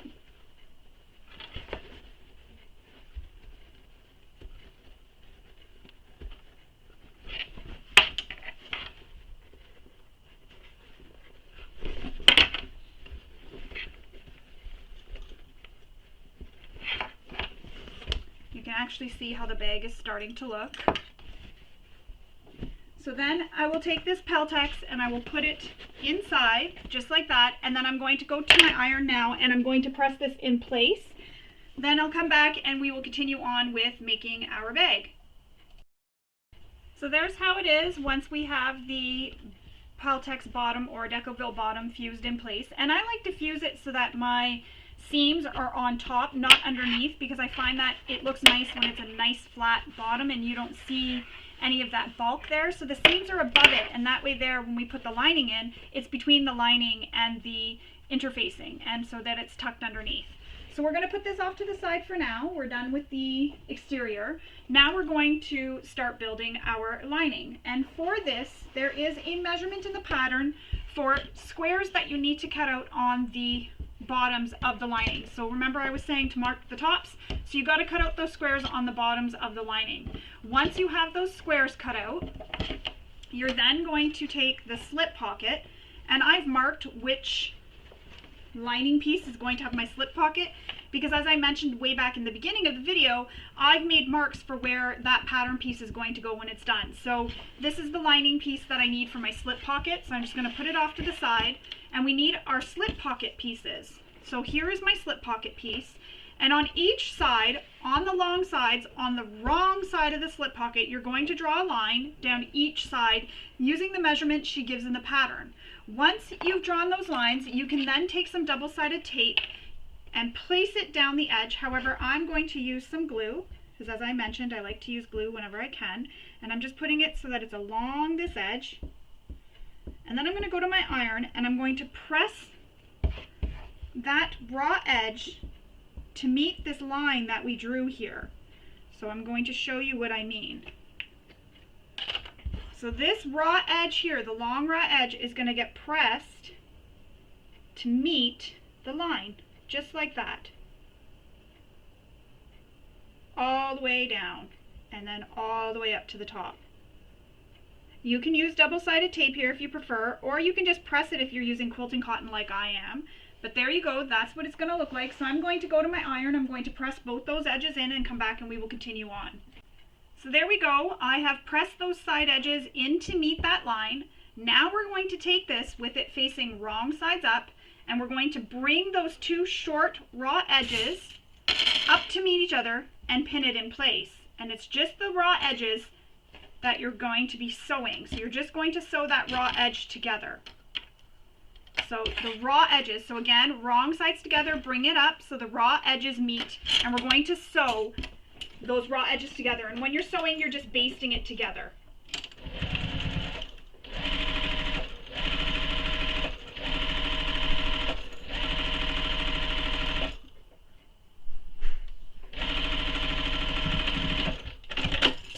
Go. Now we're going to do the same thing we've done with the side pockets and with the back pocket as well, and use our accent on top. So same thing, that slip pocket accent. So same thing as I was mentioning that we did with that back pocket and both those side pockets. Place some double-sided tape on it.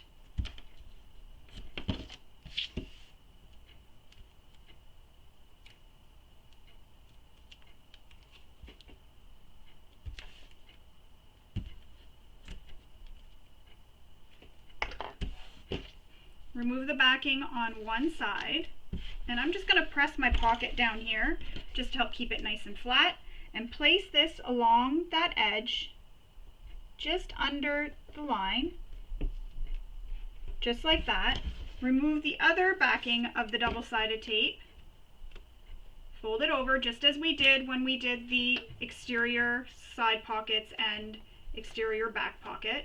Same thing. And again, for these, as I mentioned with those pockets, you can also use double fold bias tape or make your own for this part. It doesn't have to be a raw edge if you want to use all quilting cotton. It will still be a very beautiful bag using those. Now we're going to sew this with the seam allowance given in the pattern.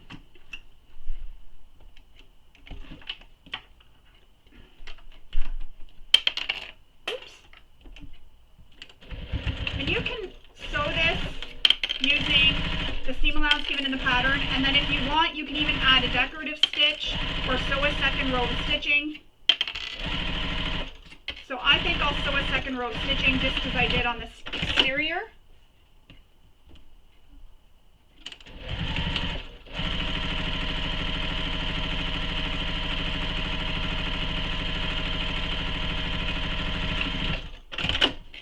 Just so it all matches.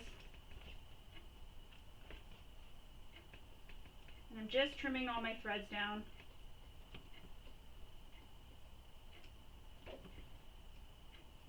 There we go. And that's how my slip pocket looks so far.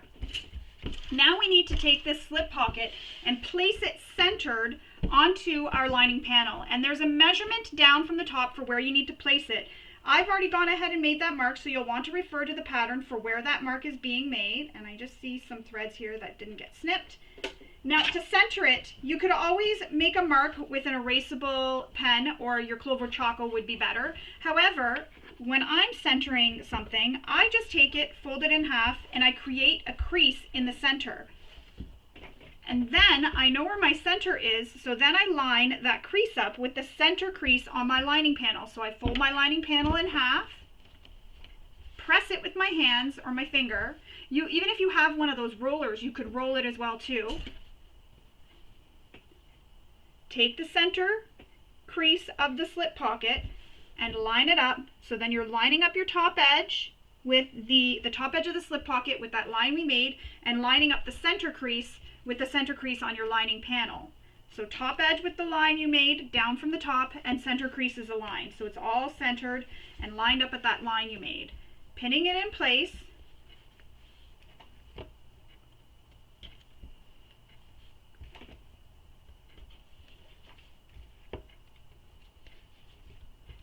And then we're going to sew the sides, we're going to sew down one side, come over, then we're going to sew up the center till we get to where this accent is, go across, then back down, all the way down to the bottom, across the bottom and back up the side using the seam allowance given in the pattern. But you're starting, when you get up the middle here, you stop right before this accent, and you're starting and stopping right under the accent as well, because we're going to add rivets in the center and in the corners here. However, if you don't have rivets, here's something you can do, is just sew right directly down across all the way up. When you get to your top, when you get to your accent here, stop at the top, pivot, and come back down using the seam allowance that's given in the pattern for where you're starting and stopping, and come back up here and backstitch. Then you don't have to worry about having any rivets or anything if you don't have them. That's the option you can use if you don't have rivets.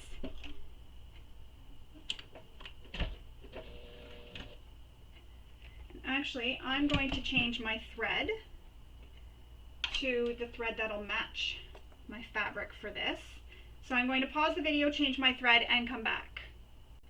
Alright, so thread changed. Starting underneath the accent, you're going to stitch there, so I'm back stitching. Go down the slip pocket.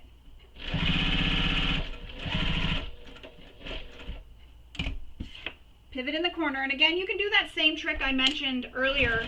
When you get to a corner, if you're worried about having a angled stitch, shorten your stitch length to as short as it can go, take one stitch, return your stitch length back to the stitch length you used for sewing, and then continue sewing on.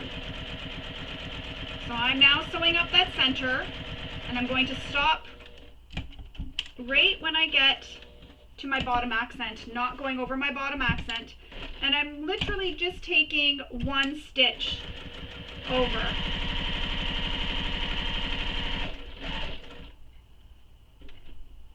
And I want to line these stitches up when I get to the bottom so that everything lines up nicely and neatly. And the head of one of my pins came off, so I just put it back on.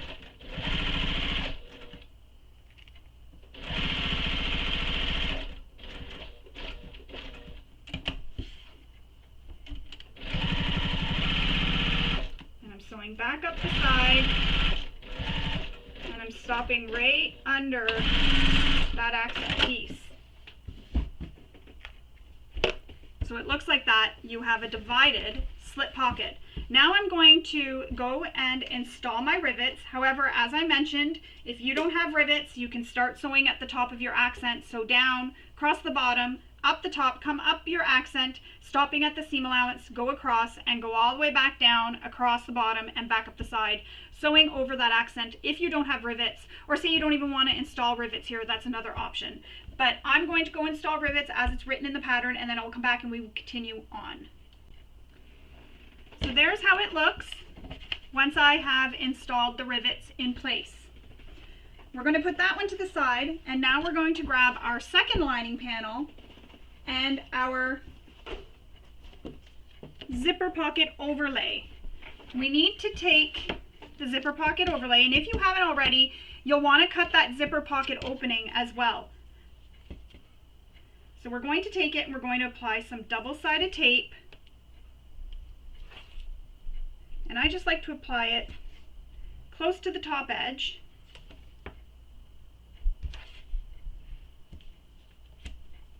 Just like that. And then there is a mark that you need to make. So you'll want to refer to the pattern for that mark you need to make down from the top. And I've already gone ahead and made that mark here as well. And I folded my lining panel in half, just as we did for when we were attaching our slip pocket, so that I know where the center is. Now I'm folding my zipper pocket overlay in half, and I'm going to crease it just to create that crease so I know where the center is. And I'm going to line up the top of the overlay with that line that we made and press it down.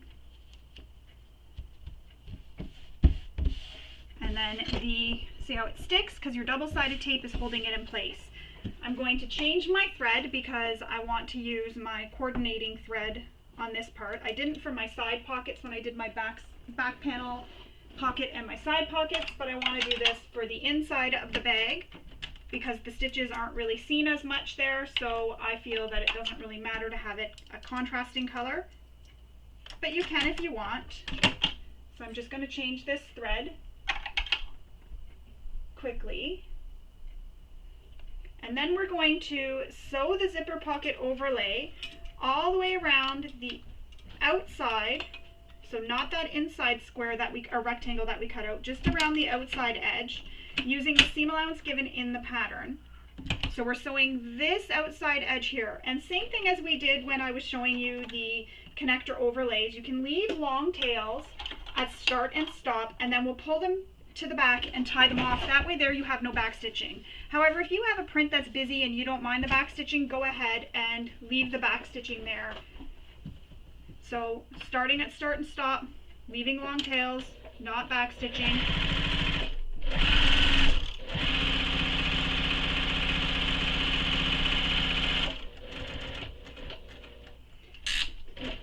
And I just like to take one stitch just to make sure in those corners so you don't get angled stitches. There's nothing more annoying than angled stitches in the corner after you've gotten a beautifully sewn panel.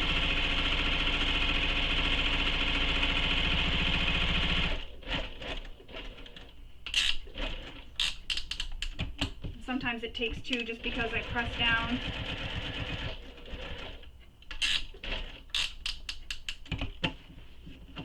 It's a lot of switching back and forth between your stitch lengths, but it is worth it, as I mentioned.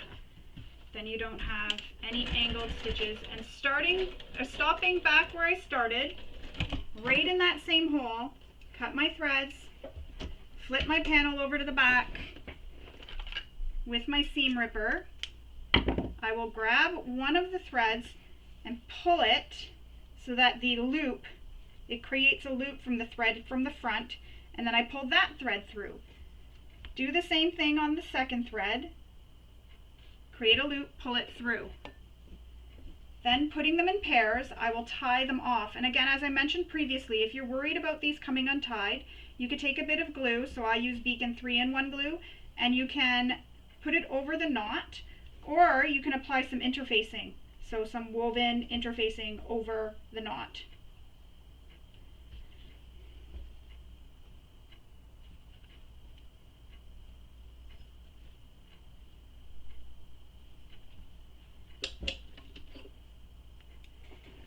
Threads. There you have it. Now we need to be able to get our zipper in the middle of this opening, so we need to trim this away. So what you're going to do is, using your rotary cutter or anything, you're going to cut down the center of the box. So I just like to get it started with my seam ripper and carefully cut. Don't cut your overlay, you're just cutting the exterior or the lining fabric. You don't want to cut the overlay. Then this is where I find duckbill scissors are really handy. So what you do is you cut all around so that that opening is exposed. And this doesn't matter how pretty your cutting is. It doesn't have to be accurate and straight, just as long as it's cut from out of the way of that zipper window. And as you'll notice, as I'm cutting, the duckbill is against one side of the fabric, so it's keeping that overlay out of the way and out from getting cut with my scissors. It's protecting it. And there you go. That is how you trim it away, so that on this side you have the opening. And as I mentioned, this doesn't have to be pretty as long as you trim it away. Just be careful when you get close to the ends that you don't accidentally snip your stitches. And that's how that looks. Now we need to grab our pocket zipper.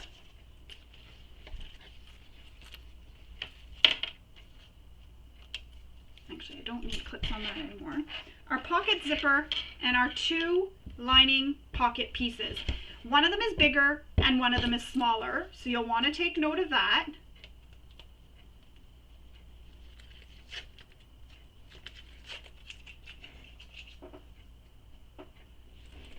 So we're going to start with the smaller pocket piece, and you want to take double-sided tape and place it on the longer edge of the lining piece. If you prefer not to use tape, so actually I'm going to skip the tape here because I don't want to use up all my tape, but you can skip the tape like I'm doing, but you would place double-sided tape along this edge, and then you would take off the backing of the tape, and then you would place your zipper.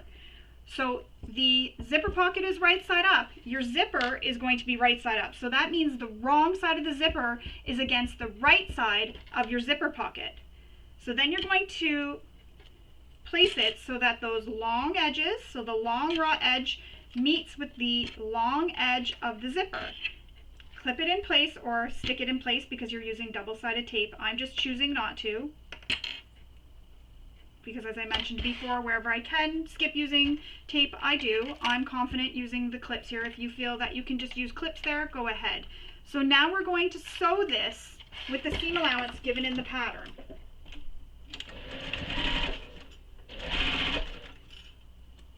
And when you get close to your zipper, you'll want to move it out of the way for a couple reasons. First reason is so you don't hit it, and also so you don't hit your zipper pull, but also because the zipper, so you have your fabric, the zipper tends to wave where the pull is. It creates a little lump.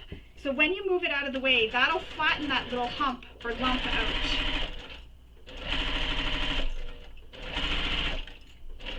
So always zip it out of the way just to help make it go straight. And that helps too with preventing you from getting wavy zippers as well.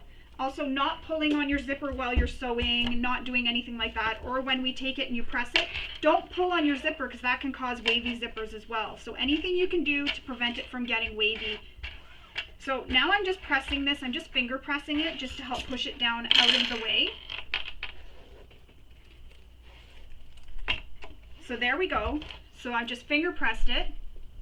Now we need to take this final piece, so the larger zipper lining piece, and we're going to repeat that same thing as we did for the smaller piece. So we're going to, if you need to, place double-sided tape along that long edge, then place your zipper down on top, lining up those edges. So zipper is wrong sides against the right side of that larger piece of your zipper pocket. And then you'll stitch that in place as well, just as we did for the first piece.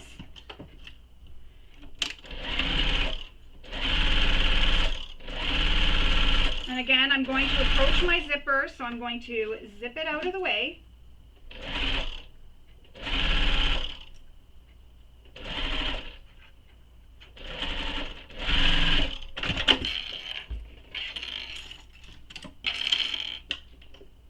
And then I'm going to do the same thing. I'm just going to press it with my fingers just to make sure that it's nice and flat. This will just be helpful for later. And now you have your two pocket pieces attached to your zipper. So when you're looking at the right side of the zipper, you're going to see the wrong sides of the panels. When you're looking at the wrong side of the zipper, you see the right sides of the panels. And if that's how yours looks, you know you've done it correctly. Now, we need to put our zipper pull, if you haven't, put your zipper pull onto your zipper teeth. So now we need to take some double-sided tape and place it along the two long edges of the zipper at the top and the bottom.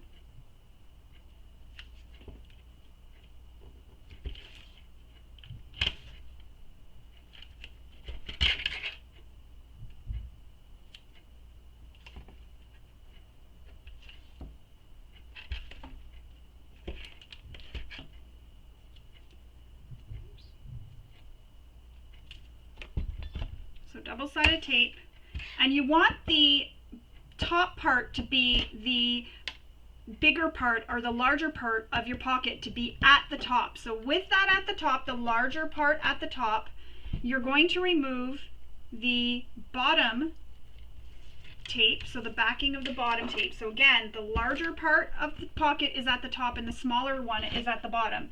And something you can do is add some tape and tape this to your table, and that'll prevent your pocket from moving around as you're trying to put it in the center of your zipper opening.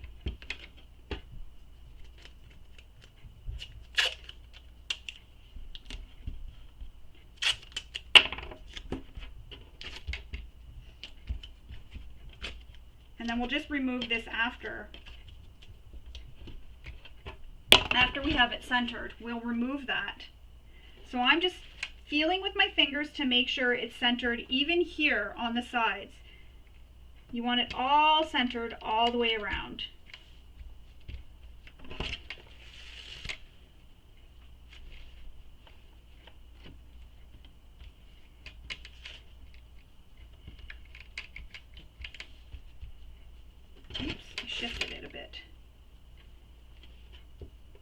And I'm just using my finger here to feel.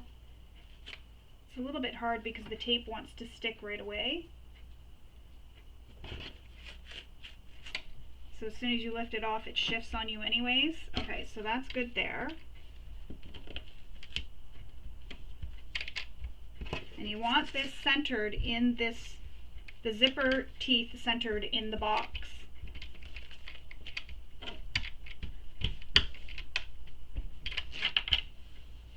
Just like that. So now I'm going to take these off the table, and it ripped off some of my interfacing. That's okay. It's on a pocket. And then I'm going to pin the bottom one. And this is just to help keep it from going under my needle while I'm stitching.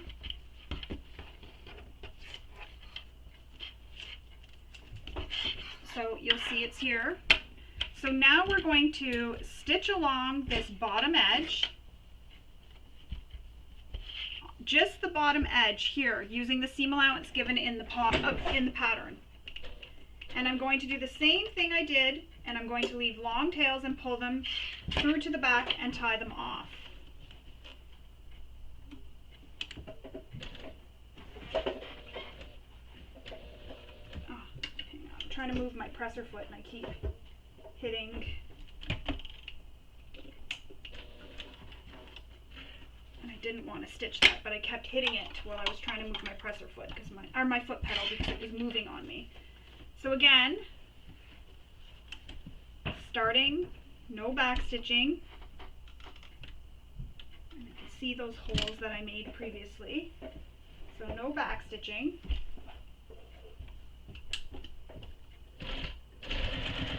And just sew all the way across right under that zipper. Remember to move the zipper pull out of the way as you're sewing.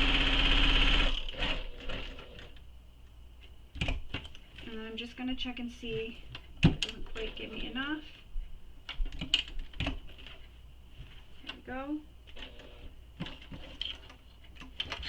So now I have those thread tails, and I'm going to pull them through to the back and tie them off. And this just gives it so that there's no back stitching whatsoever. Tie them off.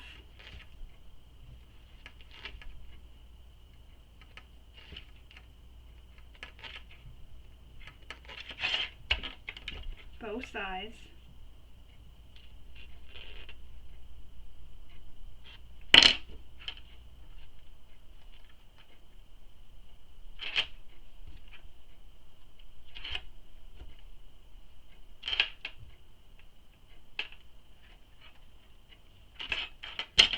Cut your threads.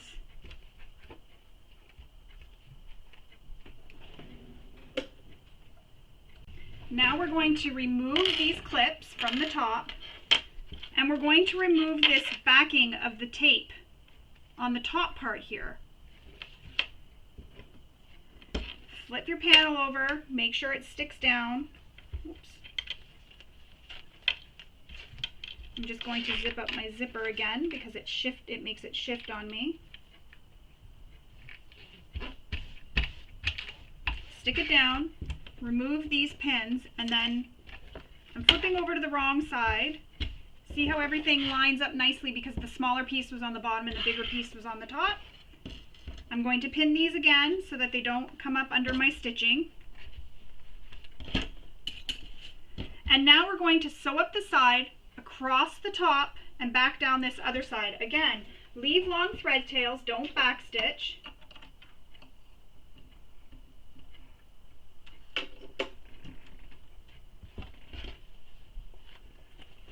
Start and stop in the holes you made previously or where you started and stopped previously.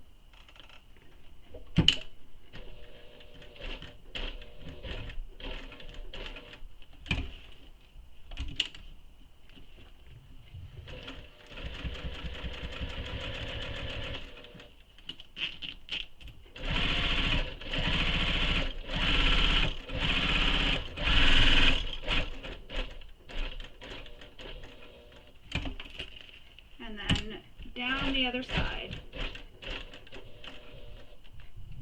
Long thread tails, flip over, seam ripper, or even the end of your small scissors. Just make sure you don't accidentally cut the thread. If you do, that's okay. You can unpick a few stitches, go back until you have long enough thread tails. So say you ripped your thread broke here. You can come back, unpick some of your stitches until you get long enough tails to pull through to the back and tie it off. Then just start again in that same hole where you ended, go all the way down and across or wherever you need to stitch, and end again leaving long tails. It's kind of nice to have it that way because then you never see any back stitching at all. It's a nice option for when there is a mistake. If you have to go back and you don't like where, say on a strap, you weren't really sewing very straight, you can even do it there. Or on this, if you went off a little bit because your zipper got in the way or something, you can unpick a few stitches, tie it off, and then restart, and nobody but you will ever know.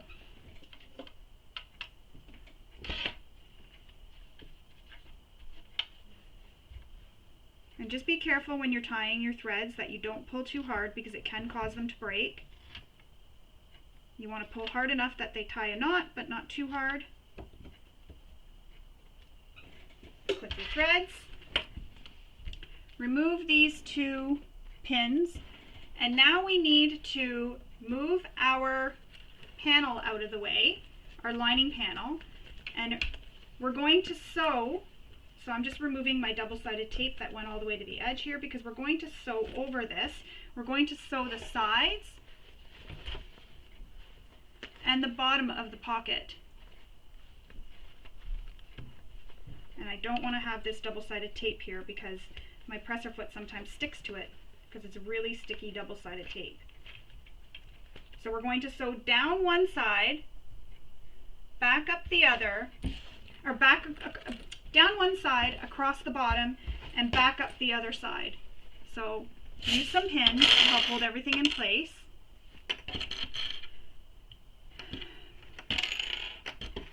Just like that. Move your lining panel out of the way and sew the sides and bottom of your pocket using the seam allowance given in the pattern.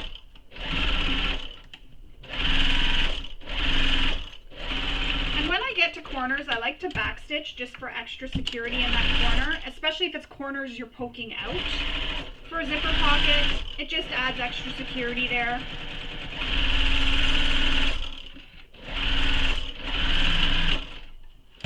But it's more important when you have corners that you're poking out, say when you sew something right sides together or the corners of the bag.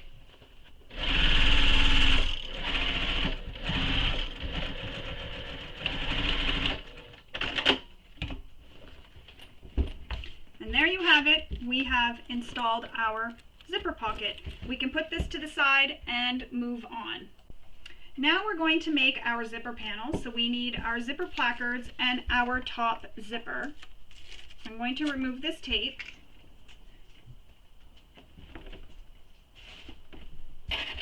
So first thing we need to do is on the wrong sides of your zipper placards, there's some marks you need to make on the short ends. You'll want to refer to the pattern for that, where the marks are made. I'm going to use some glue, just as I did previously, and I'm going to take it to my iron and press it. So what you're going to do is place some double-sided tape and then fold the raw edge up to meet that line, just as we did previously on the slit pocket. Same thing. Fold the raw edge to meet that line.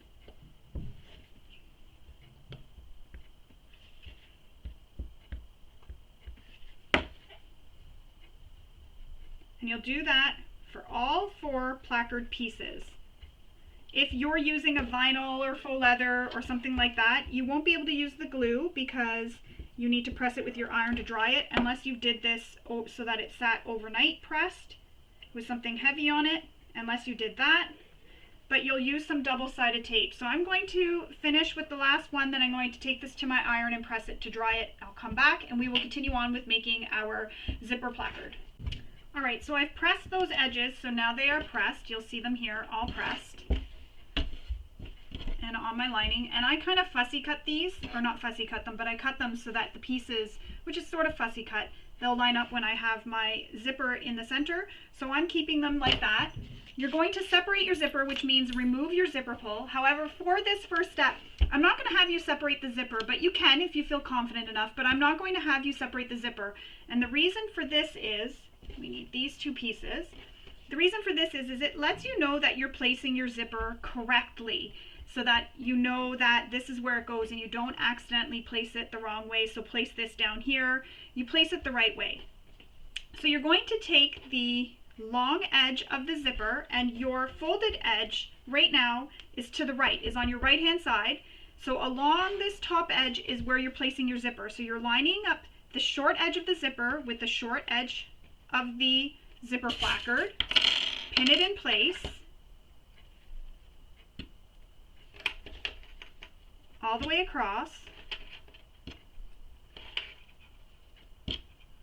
and then you will have a tail that sticks out the end where it's folded. So you can see my folded edge and my end. So you have this short edge lined up on the zipper, and then the long edge. Now I'm going to separate my zipper tape, because we know that that's accurate, and then we're going to attach the lining to the exterior. But I'm going to put some double-sided tape on my lining piece just to help hold it in place.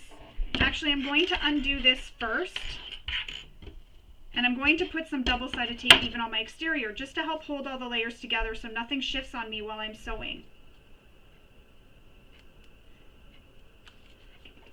And because I moved my zipper, I have to be careful that I put it back right how it was. And if you're unsure, you can take your zipper and put them back together as if they're like that. So pretend that there's a zipper in the middle, or a zipper pull, and put it on your pattern piece. And the reason I'm using the double-sided tape is so that nothing shifts on me. So now I know that that's the side I need.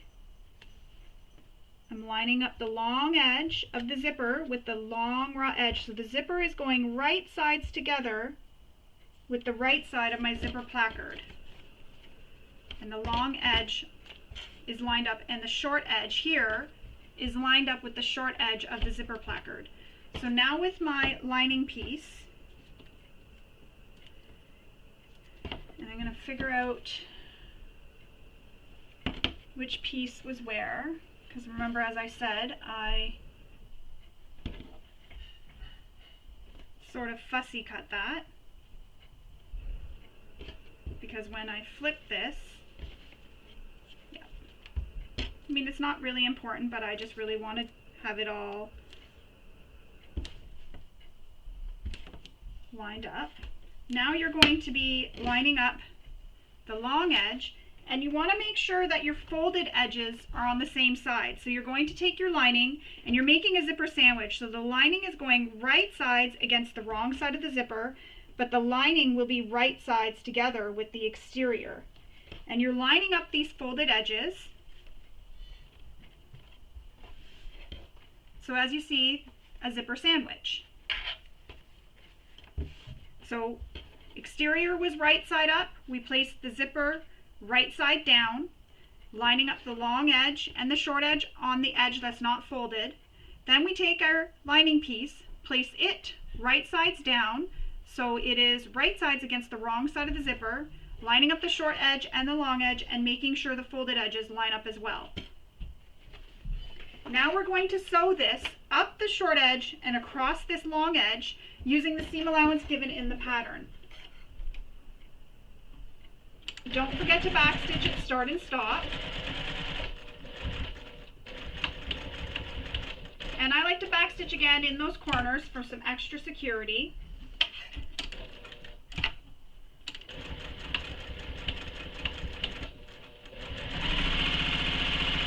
So all the way across.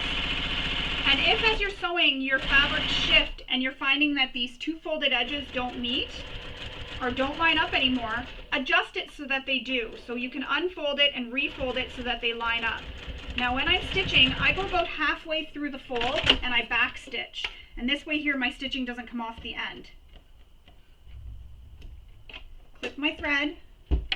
Now you'll want to clip your corners. However, I'm the kind of person that doesn't like to clip my zippers just because I worry about it fraying. I have had zippers fray and come apart in my seams. So I'm just going to clip the fabric not the zipper. So I'm clipping it on an angle, but you can go ahead and clip your zipper.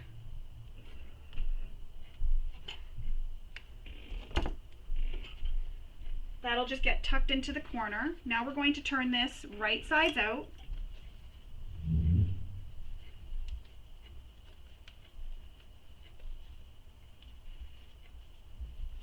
Using your turning tool, poke it out. And this is where you sort of have to pull on the zipper in the corner here because you're pushing and you're sort of pulling, but just be gentle so that you don't pull too hard, so that you don't create any waviness. And just take your time and really push it so that you get it all turned out nicely.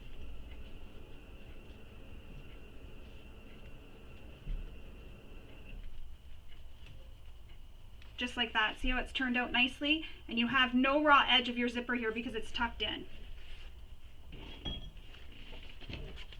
I'm going to pin the bottom edge just to help hold it together.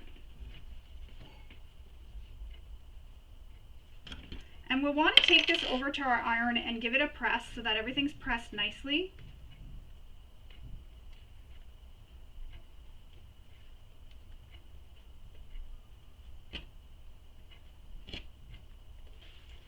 So I'm just clipping the bottom edge all the way across.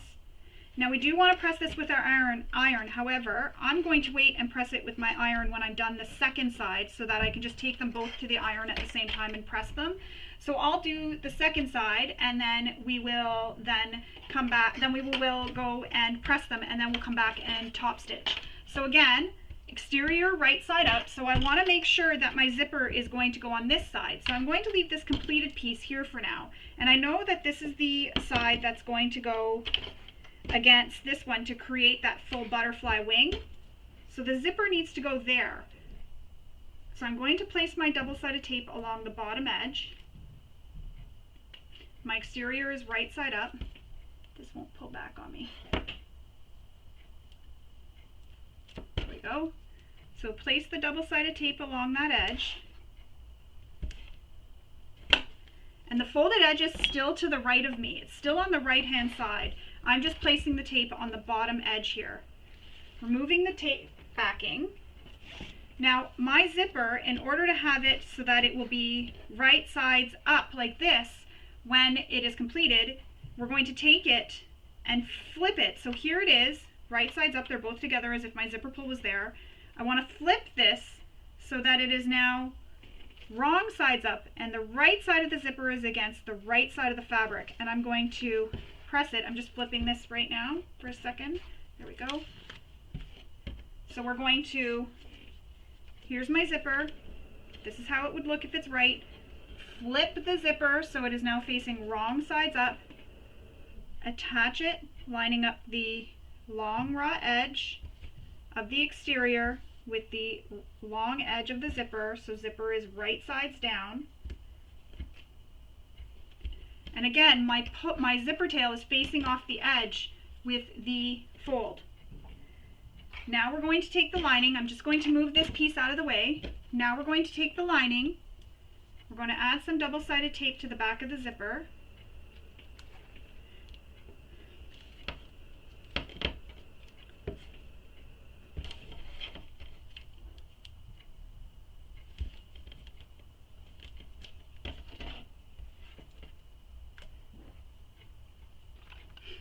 And I want to make sure that this is going to now line up with the side here. So I want to make sure it's right, so it is. And if it wasn't, it wouldn't be the end of the world because I'm not going to go and undo the stitching on that one, but I did get it right. And I'm going to take my lining and flip it so it is now wrong sides up. And I'm going to line up the long edge with the long edge of the zipper and also make sure my folded edges line up.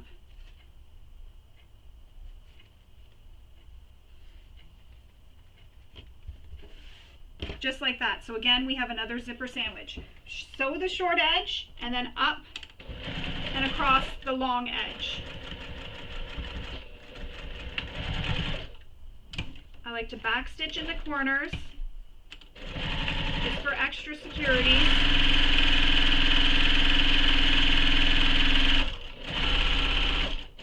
to about halfway through the fold and backstitch. Trim your threads, and then we're going to do that same thing we did on the previous panels, which is move the zipper out of the way and trim the fabrics. Again, I don't trim my zippers. I always worry about them fraying. Even when I do my sealants on them, sometimes they still fray. This way here, it prevents them from fraying as much as possible. Turn it so it is right sides out. Pay special attention to that corner. Get that corner all pushed out as nice as you can.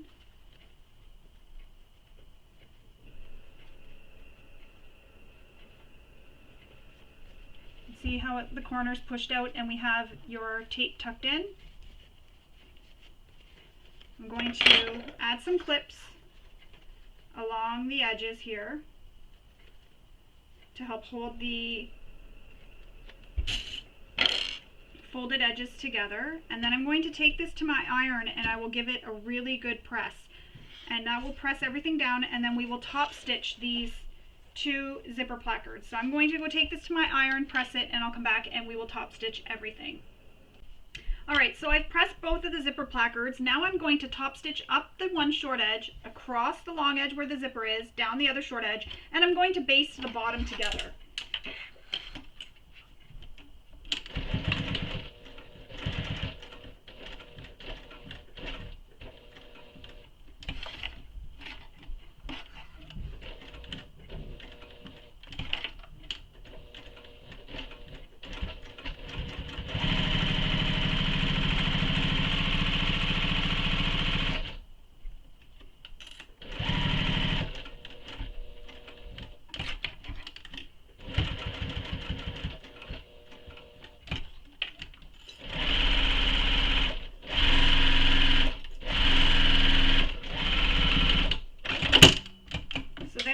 Done. I'm going to clip my threads.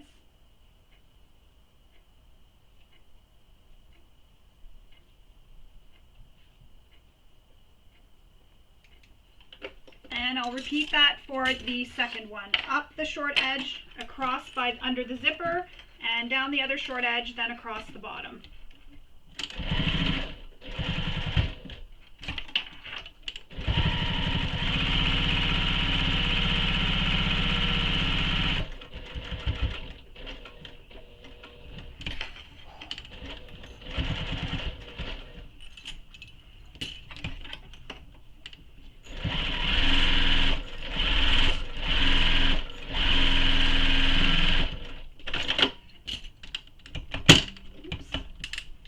Returned my stitch length back to my stitch length that I used for stitching, and I'm just cutting all the threads, even the little long ones that frayed. So now they look like that. So when I put my zipper pull on, the zipper pull will be in the middle, and I know these are the right way because both the panels, I don't have one like this and one like that. So the zipper over here on this one and the zipper on there. Now we aren't installing the zipper pull just yet. We're going to leave that off to the side for now. We're going to finish the lining. So we need one of our lining panels. And I'm going to pin my pocket down again because I'm starting with the pocket one right now. I'm going to pin my pocket down out of the way. And I have the center marked on the main lining panel.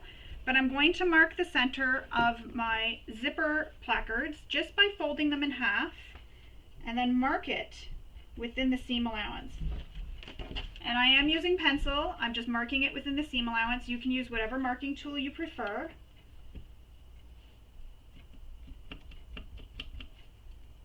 Just like that.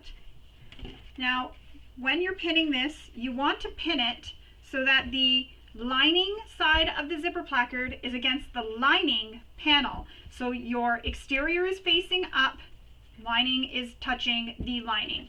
We're going to pin it at the center.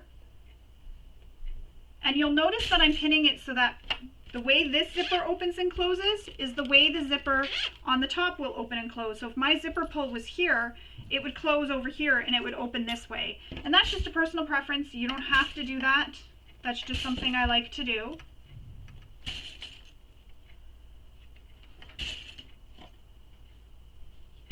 So again, zipper panel is right sides up, lining are against each other, and the tail is off this way. I know in the pattern it says that the tail end of the zipper will be to the right, but I installed my pocket the opposite way because when I have this on the bag and I go to reach into the bag, I'm right-handed and the way I carry my bag is on my right side, so I like to be able to open and close my zipper like this. So I'll be able to open and close my zipper when I'm using this. However, if you're making this for somebody and you don't know which way they like it, it doesn't really matter which way the zipper goes. They'll just get used to it and you know, use it whichever way it is. Or if you're making it for somebody that you know, you can always ask them, which way do you like your zipper on your bags to open? Do you carry it on the left side or on the right? Because if they carry it on the left, they may want their zipper to open this way so that they can keep their purse on their shoulder and be able to open and close it. However, if you're not sure, for example, you're going to sell this at a craft market, they can carry it on either shoulder, or they'll just get used to being able to open and close it the other way. So there we go, it is pinned. I'm now going to baste this together along the top edge of the zipper placard. Ouch.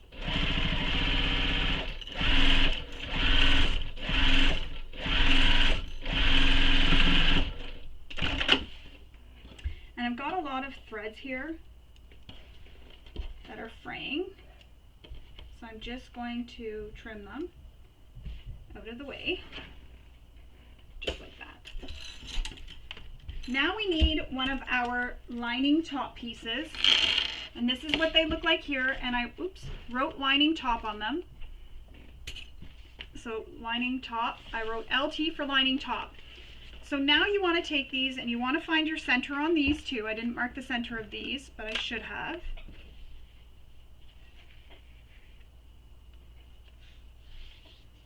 And I'm just going to fold it in half. And I'm just marking the centers that way. Lay them together and I can just mark the centers like this.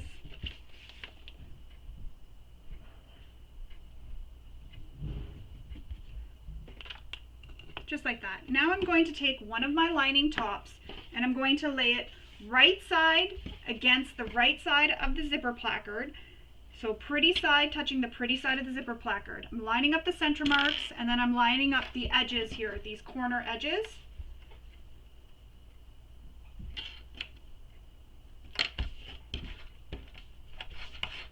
And I feel like I need to make an adjustment, so I'm just going to make that slight adjustment. And then pin it all the way across. So you've made a zipper placard sandwich here. So your zipper placard is in the middle of your lining and your lining top.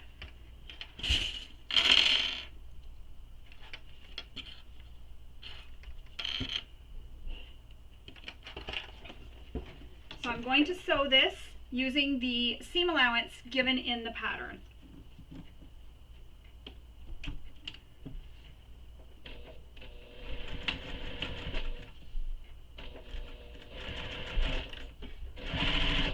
And just be careful that your zipper tail didn't go up under where you're sewing.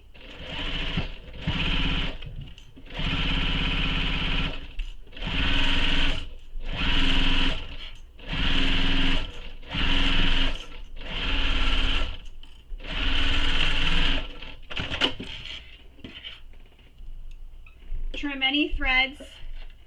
Now we're going to flip the top lining panel up and press the seam allowance behind.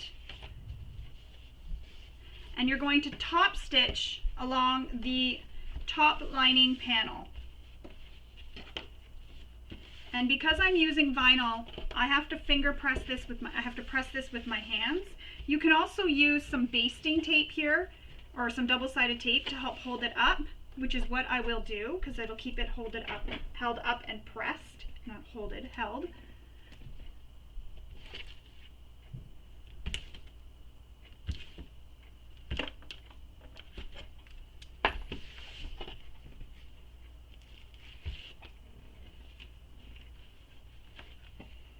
And I'm just pressing it up.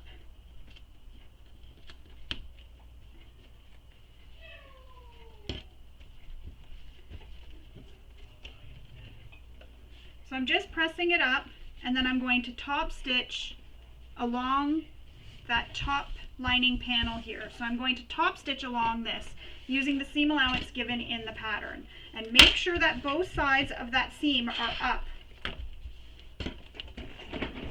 So increase your stitch length and top stitch.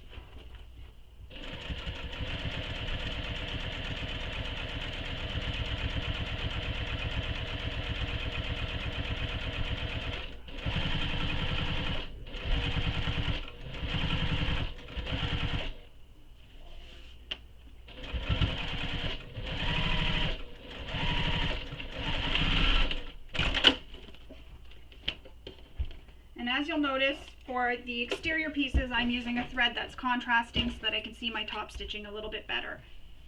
So now I'm going to repeat that for the second side, and I'm just going to remove these pins from that zipper pocket. They don't need to stay there anymore.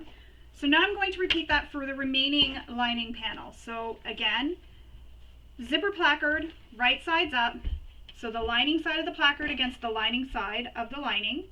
So the pretty side of the lining, clip it together, pin it all the way across, raw edges are aligned,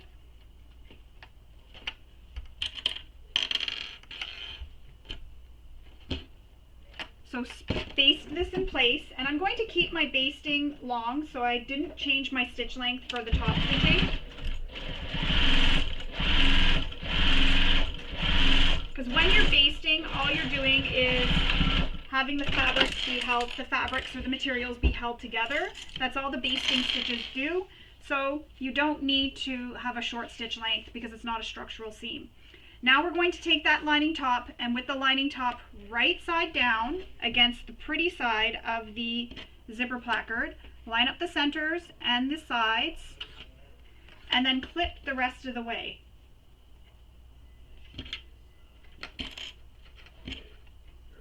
So then once we have this clipped, we will then sew all the way across using the seam allowance given in the pattern. And again, return your stitch length back to your stitch length you used for seams.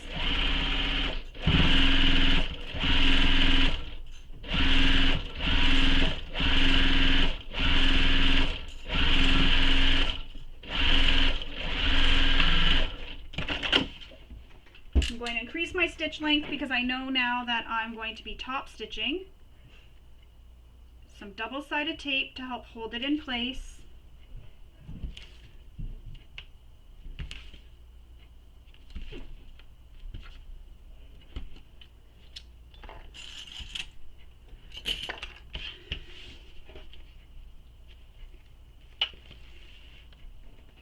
So press this seam up, just like that. I'm just pressing it up. I'm not using a material that can be pressed with an iron, so that's why I have to use double-sided tape.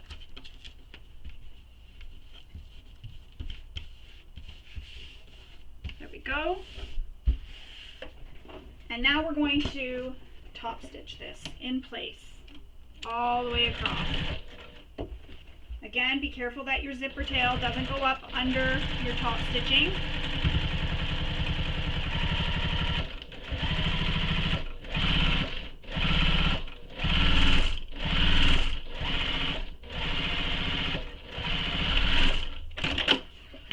Oops.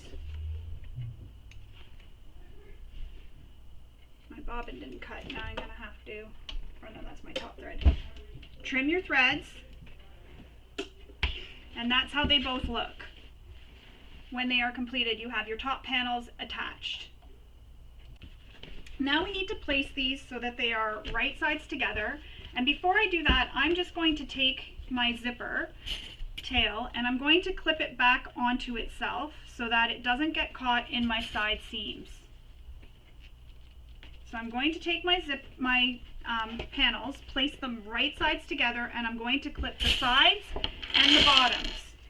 And I'm going to pay special attention to this seam where it's joined the lining top to the lining bottom, and I'm going to clip it there first to make sure that those stay lined up so that it's one continuous seam when we sew the bag together.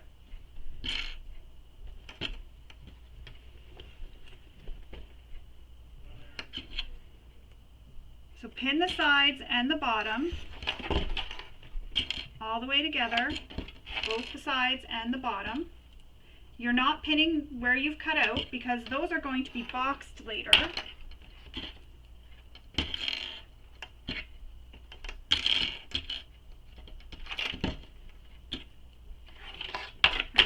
Again, this seam where the lining top and lining bottom meet, I'm clipping that first. I did clip down here as well, but I clipped the bottom where the seam where the lining top and lining bottom meet, just like that. And now we're going to sew this with the seam allowance given in the pattern. So I'm going to sew the two sides and the bottom.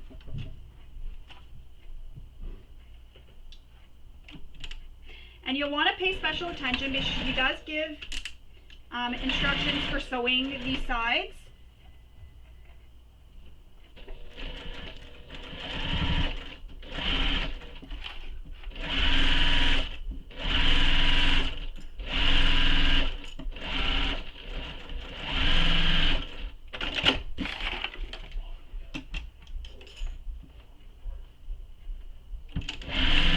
And don't forget to back stitch at start and stop.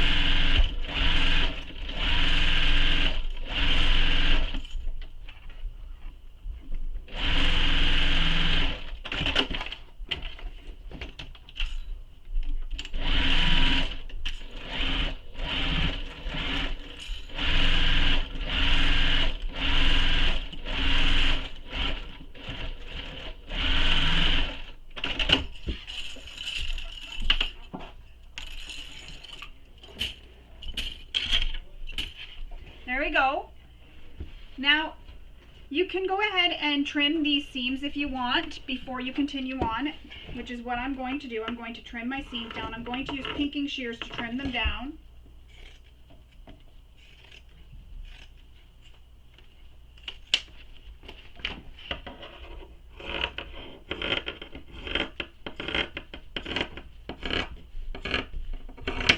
I find it easier to trim seams down before I sew or box the corners.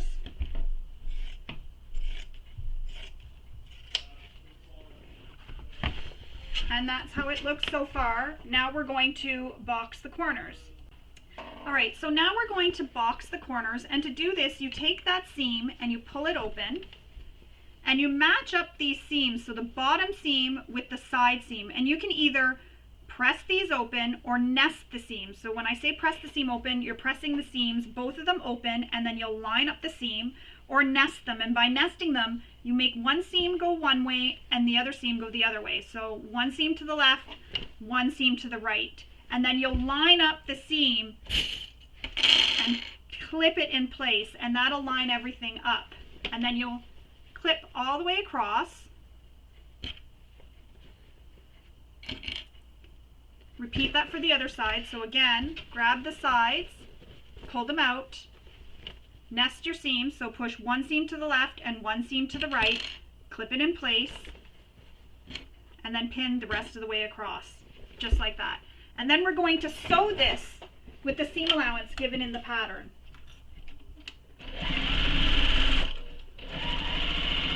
And make sure when you're going over that seam where you nested, if you did the nesting or even open, that it stays open or it stays nested. So the second one.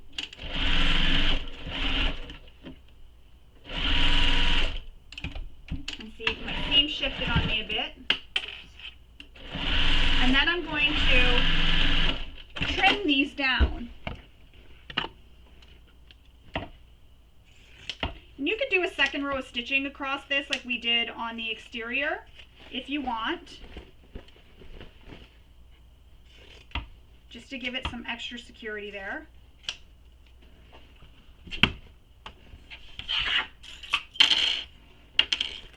And that's how it looks now. So we're not going to turn this right sides out. We're going to leave this because now we're finishing the bag. So we're going to take the completed exterior and put the completed interior inside. And I'm standing up for this so that I can see what I'm doing. And because I want my zipper, when I'm wearing the bag, to be closed towards the front when I'm wearing it. So this is the front of the bag, and when I wear it, I want the zipper to open this way, remember? So it's going to open this way and close towards here. So I want to make sure that's the way my zipper will go. So I know my tails need to be facing out this side. So the back of my bag, my zipper pocket is against the back of my bag. So first we're going to line up my center marks. So clip at the centers.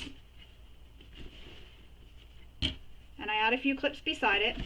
Line up your centers on the main lining, on the lining top and on the exterior. And then on the sides, I also have my centers marked on my sides. So I'm going to take that seam where the lining top is, and I'm going to open the seam up so that it helps reduce the bulk there.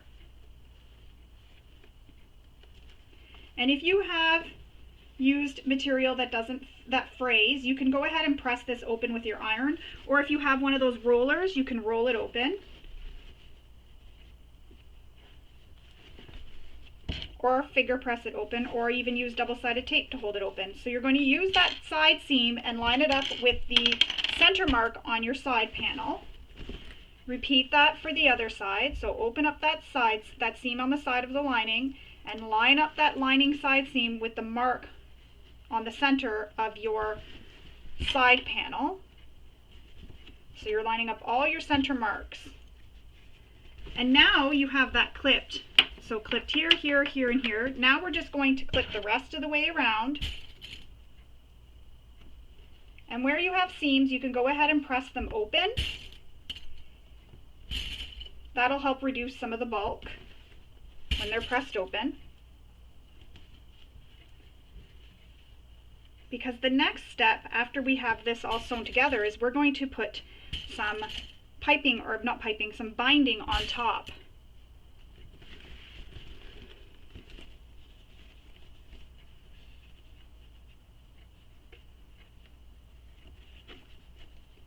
So pressing the seam open, and I'm just putting clips there. Clipping all the way around.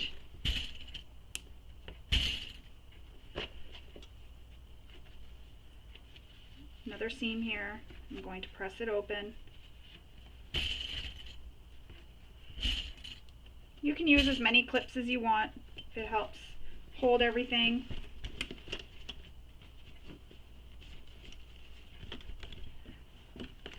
So now I'm going to get out my extension table.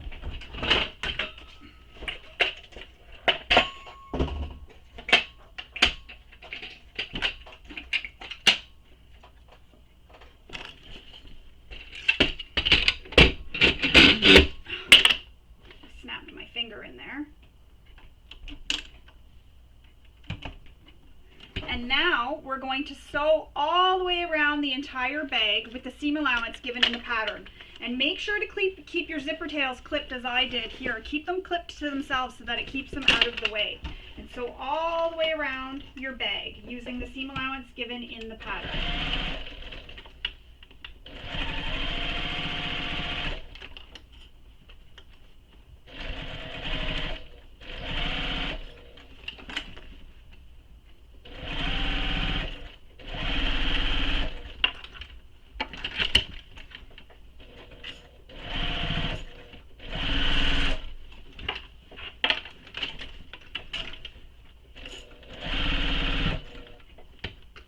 Also, when you're coming where your connectors are, make sure they're pushed down and not up so you don't accidentally hit them.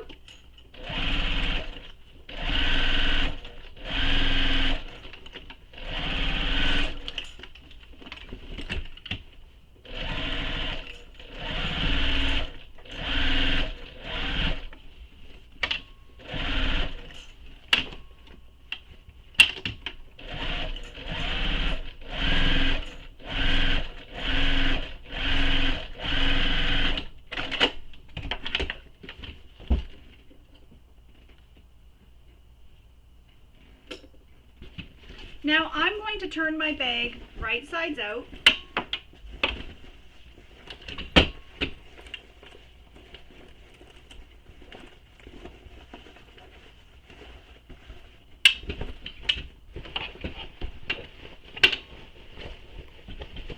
And this is just to help make it easier for me when I'm sewing so that I can sew on the exterior side rather than on the lining side. So my lining will be against the bed of my machine and my exterior will be against the foot of my machine, so against my presser foot. You just got to make sure everything's pushed down, although it's kind of wrinkling. Hang on, I might be able to do this.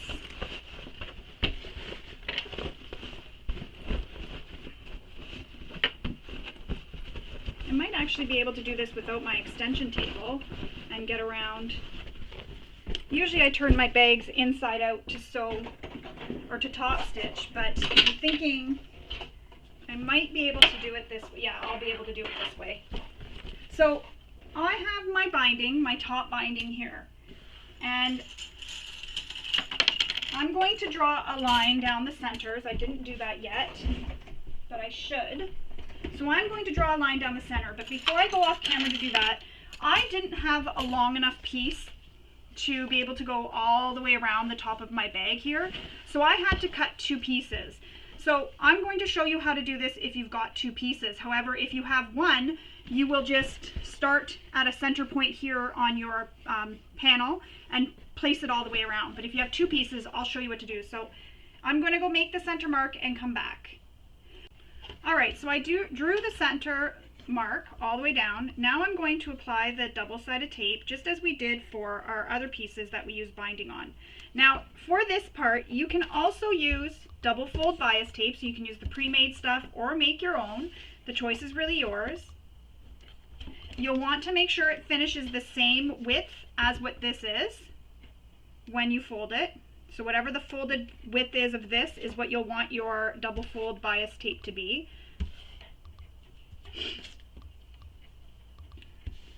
So I'm just placing some tape. So as you've noticed, there's only really a couple of things that really have to be made out of a non-fraying material, and that is your connector overlays and your zipper pocket overlay that have to be made from a non-fraying material. Everything else can be made from quilting cotton because you can do your binding with double fold bias tapes. You can do your piping, with double fold bias tape, or you can do your piping with just quilting cotton. It's really your choice, but it's nice to be able to have those options. So because I'm using 2 pieces of material, I need to start on the center seam here. So I know where my center seam is because it's on my lining top. So that's where I'm going to start this. But because I'm going to overlap a little bit, I'm going to actually start it just over the seam slightly. And again, same thing we did, just below. You're placing the top of the bag just below the center line you drew. And you want to take your time doing this to get it all nice and straight.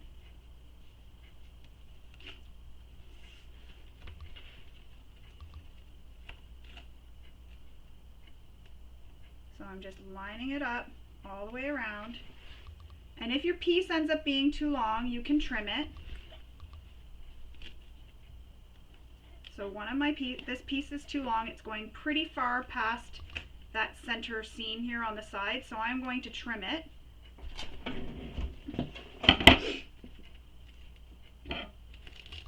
I don't want it to be that far over.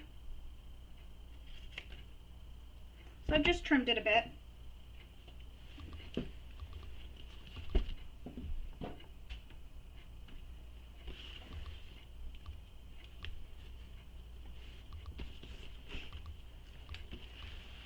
Remove the tape from the top part and fold it down over the edge. And you want to make sure it covers that stitching we did previously. And you can feel, I can feel where these corners meet, so I know that they're covering and they're lining up on both the exterior and the lining. And I'm just folding it over all the way across. Same thing on this end, folding it over, keep going until you get it nicely lined up. and fold it over all the way around, just like that.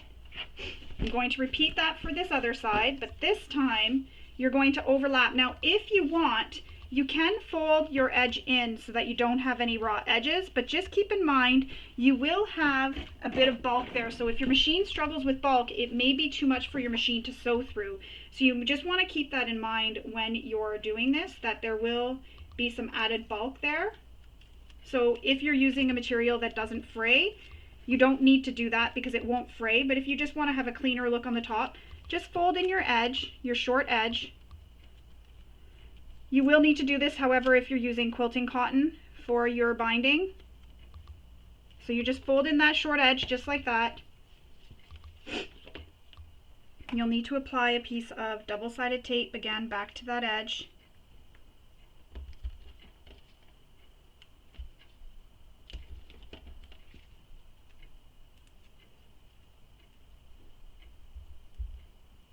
And you'll do that again, the same things we did. Go all the way around. Line this up with the center mark. So my folded edge here, I'm lining up with the center edge here.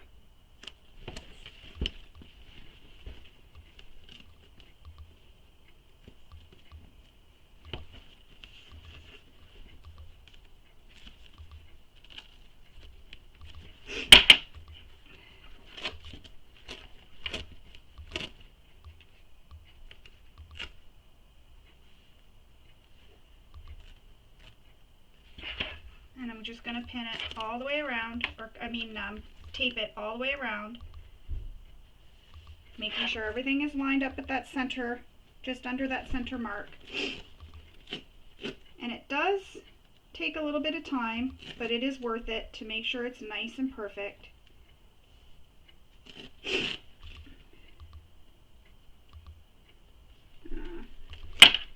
It's giving me a hard time here. It's sticking to everything else. Okay.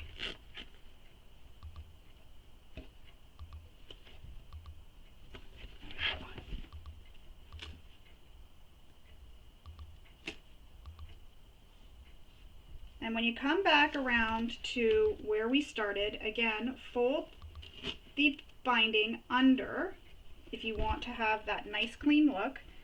So I don't need it to be as long. So what I'm going to do is I'm going to trim it again and then fold it until it meets the center of that fold, of the lining top.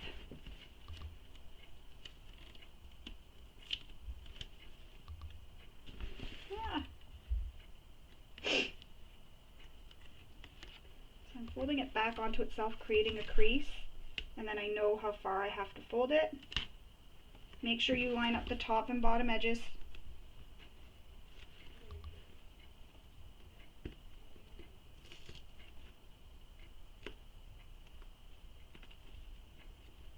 And that'll line up with my lining side seam. And if it's not 100% perfect, don't worry. It doesn't make a difference if it's off a little bit. Add some extra tape.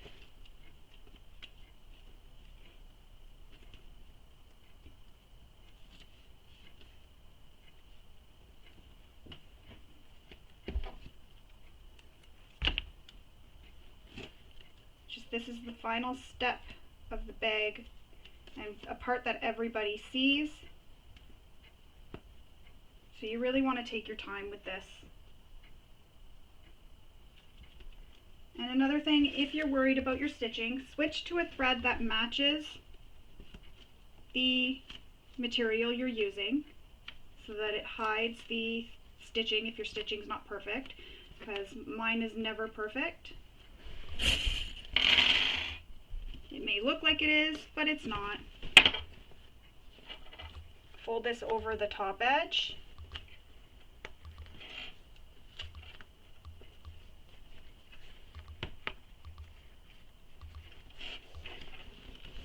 And I've clipped where the side is just to help hold it in place. A little extra strength there.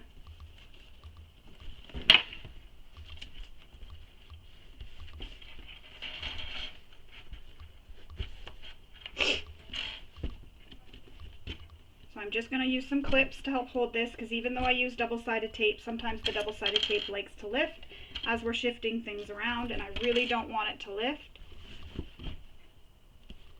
Now we're going to top stitch this all the way around. But for this, you're going to top stitch from the seam at the bottom of the binding as well. And you can do the 2 rows of stitching. So she has it in the pattern, the 2 rows of stitching and the seam allowance you'll need to use. So you'll want to refer to that. When you're top stitching, keep your tabs out of the way, and also make sure that zipper placard is tucked down out of the way. And if you don't want to have any back stitching, you can leave long tails, tie them off, just as we did with the zipper overlay.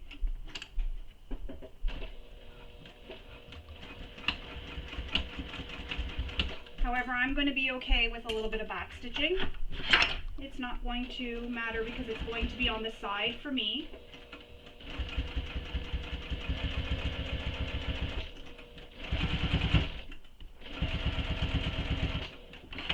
Just take your time.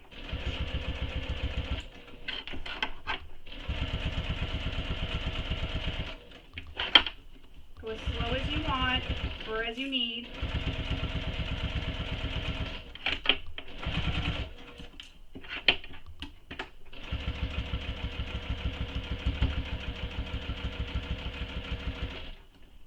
Coming back to that seam where I overlapped, so I'm just going to make sure that it's all nice and there's no issues,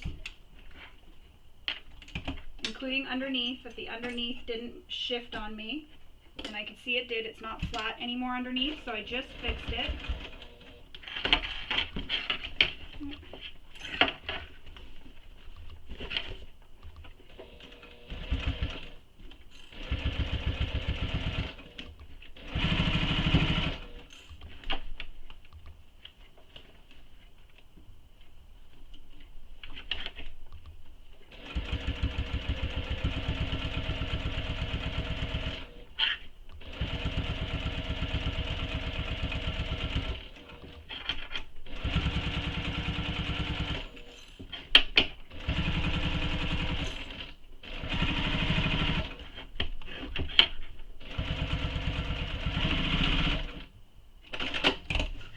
Trim those threads.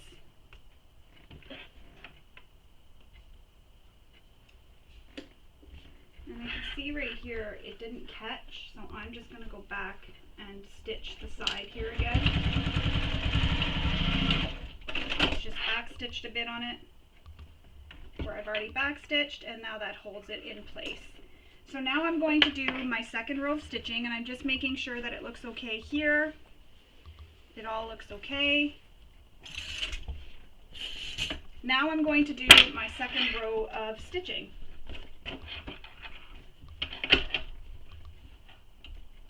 And I'm going to start at my side. I don't know why I'm starting.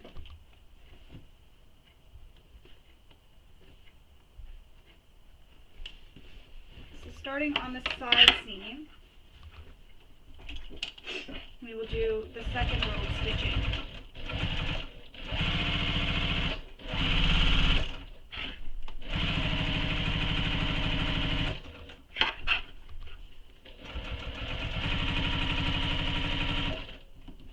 Again, make sure your connectors are out of the way when you're coming up to them.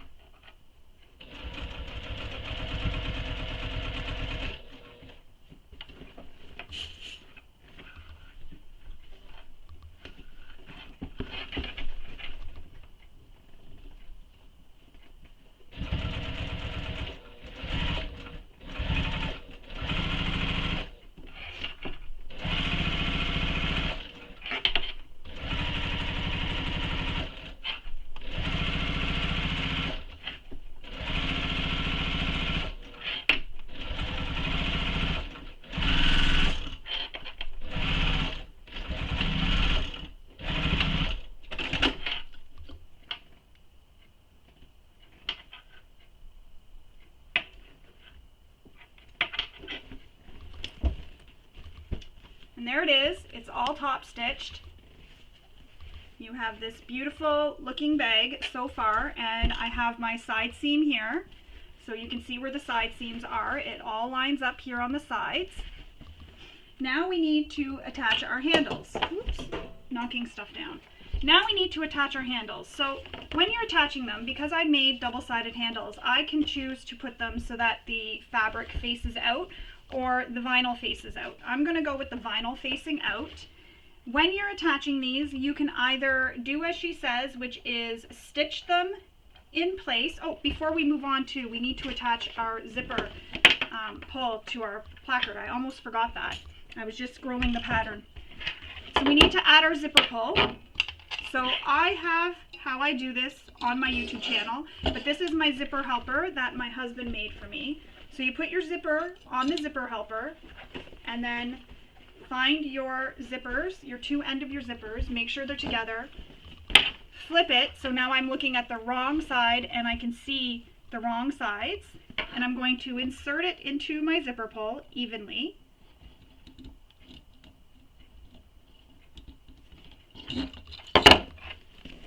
Oops. And when I zip it closed, I'm going to check to see if my zipper closes at the same, and I'm happy with where it closes, which I am. So now you can choose two options. You can choose to make your zipper end with your piece of material that you cut. So all you do is fold this piece in half, and you can use some double-sided tape to hold it to your zipper. So fold it in half, insert the zipper down to the crease, and then you'll stitch all the way around this on all four sides, and you'll have this cute little zipper end made out of the material. Or you can use a metal zipper end. And how I use the metal zipper ends is I take my zipper, this is the right side, I fold one end of the zipper tape under the zipper teeth and the other end under the zipper teeth and clip it in place. Then I take my metal zipper end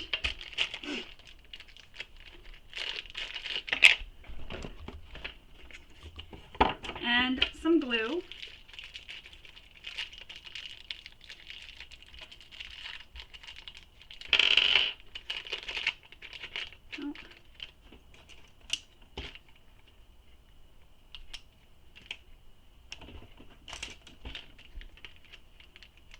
I'm going to have to put these into another Ziploc, I think, because this has a hole now in it.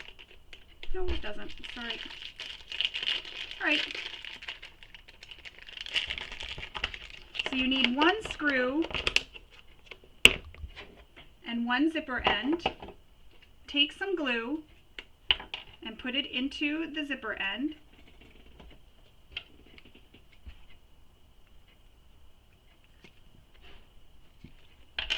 Oh, my glue's clogged.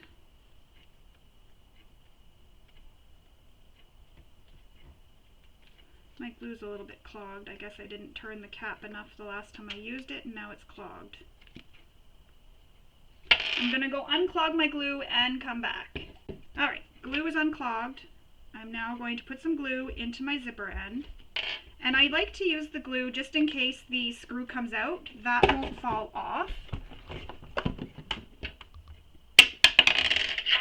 Insert the folded end of the zipper tail into the metal zipper end. Just like that, as far as it'll go.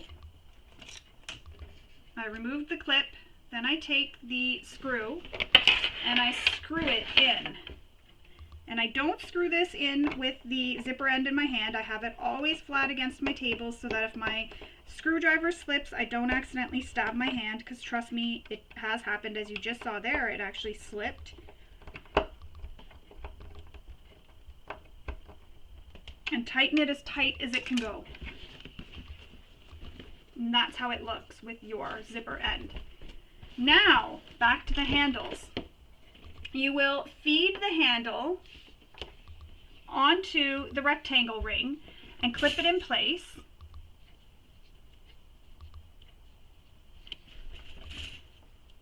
And there is a measurement you will use if you're going to sew these in place. So you will sew a box, and you can also sew an X in that box for extra security, or you can sew a box and add a rivet, or you can just add a rivet. I'm going to add rivets, so I'll go off camera and install my rivets and then come back and show you how it looks. But first I just wanted to show you. So this is how it's attached. So I've slid the handle through the rectangle ring, making sure it's not twisted. Come back up around and clip it again to itself, just like that. So I'll show you one more time on the back panel. So I want my faux leather to be facing out on the bag. You can't see it when I did that. I want my faux leather to be facing out on the bag when it is on the bag. I want it to be facing out. So in order to do that, I need to take the faux leather handle and place it this way so that it's against the bag, slide it through, clip it in place, and then making sure this isn't twisted, take it and bring it back around, slide it through the rectangle ring, and clip it in place again. And you'll want to measure to make sure that these are the same length, all the amount that went wrapped around the rectangle ring. Make sure they're all the same length around the rectangle ring, so you can measure down from this end to where the rectangle ring is, or on your strap, and make a mark and put the rectangle ring at that mark on the strap, and then clip and sew it in place. So I'm going to go and add the rivets to it, and I will come back and show you how it looks when it's done. So there we are. I added rivets to my handles instead of sewing them, and I also added rivets on the sides here just for some extra decorative purposes. So now your Danbury tote is ready to be filled up and taken out to show it off to the world. Before you do, don't forget to take pictures and post them on social media, including in the Hills Handmade Facebook group on Facebook. And when you're posting on social media, use the hashtags given in the pattern so we can find all your beautifully made Danbury totes and we can all comment and love them together. I hope you enjoyed sewing along with me and maybe picked up a few tips and tricks along the way. Hope you all have a wonderful day. Thanks for sewing with me. Bye.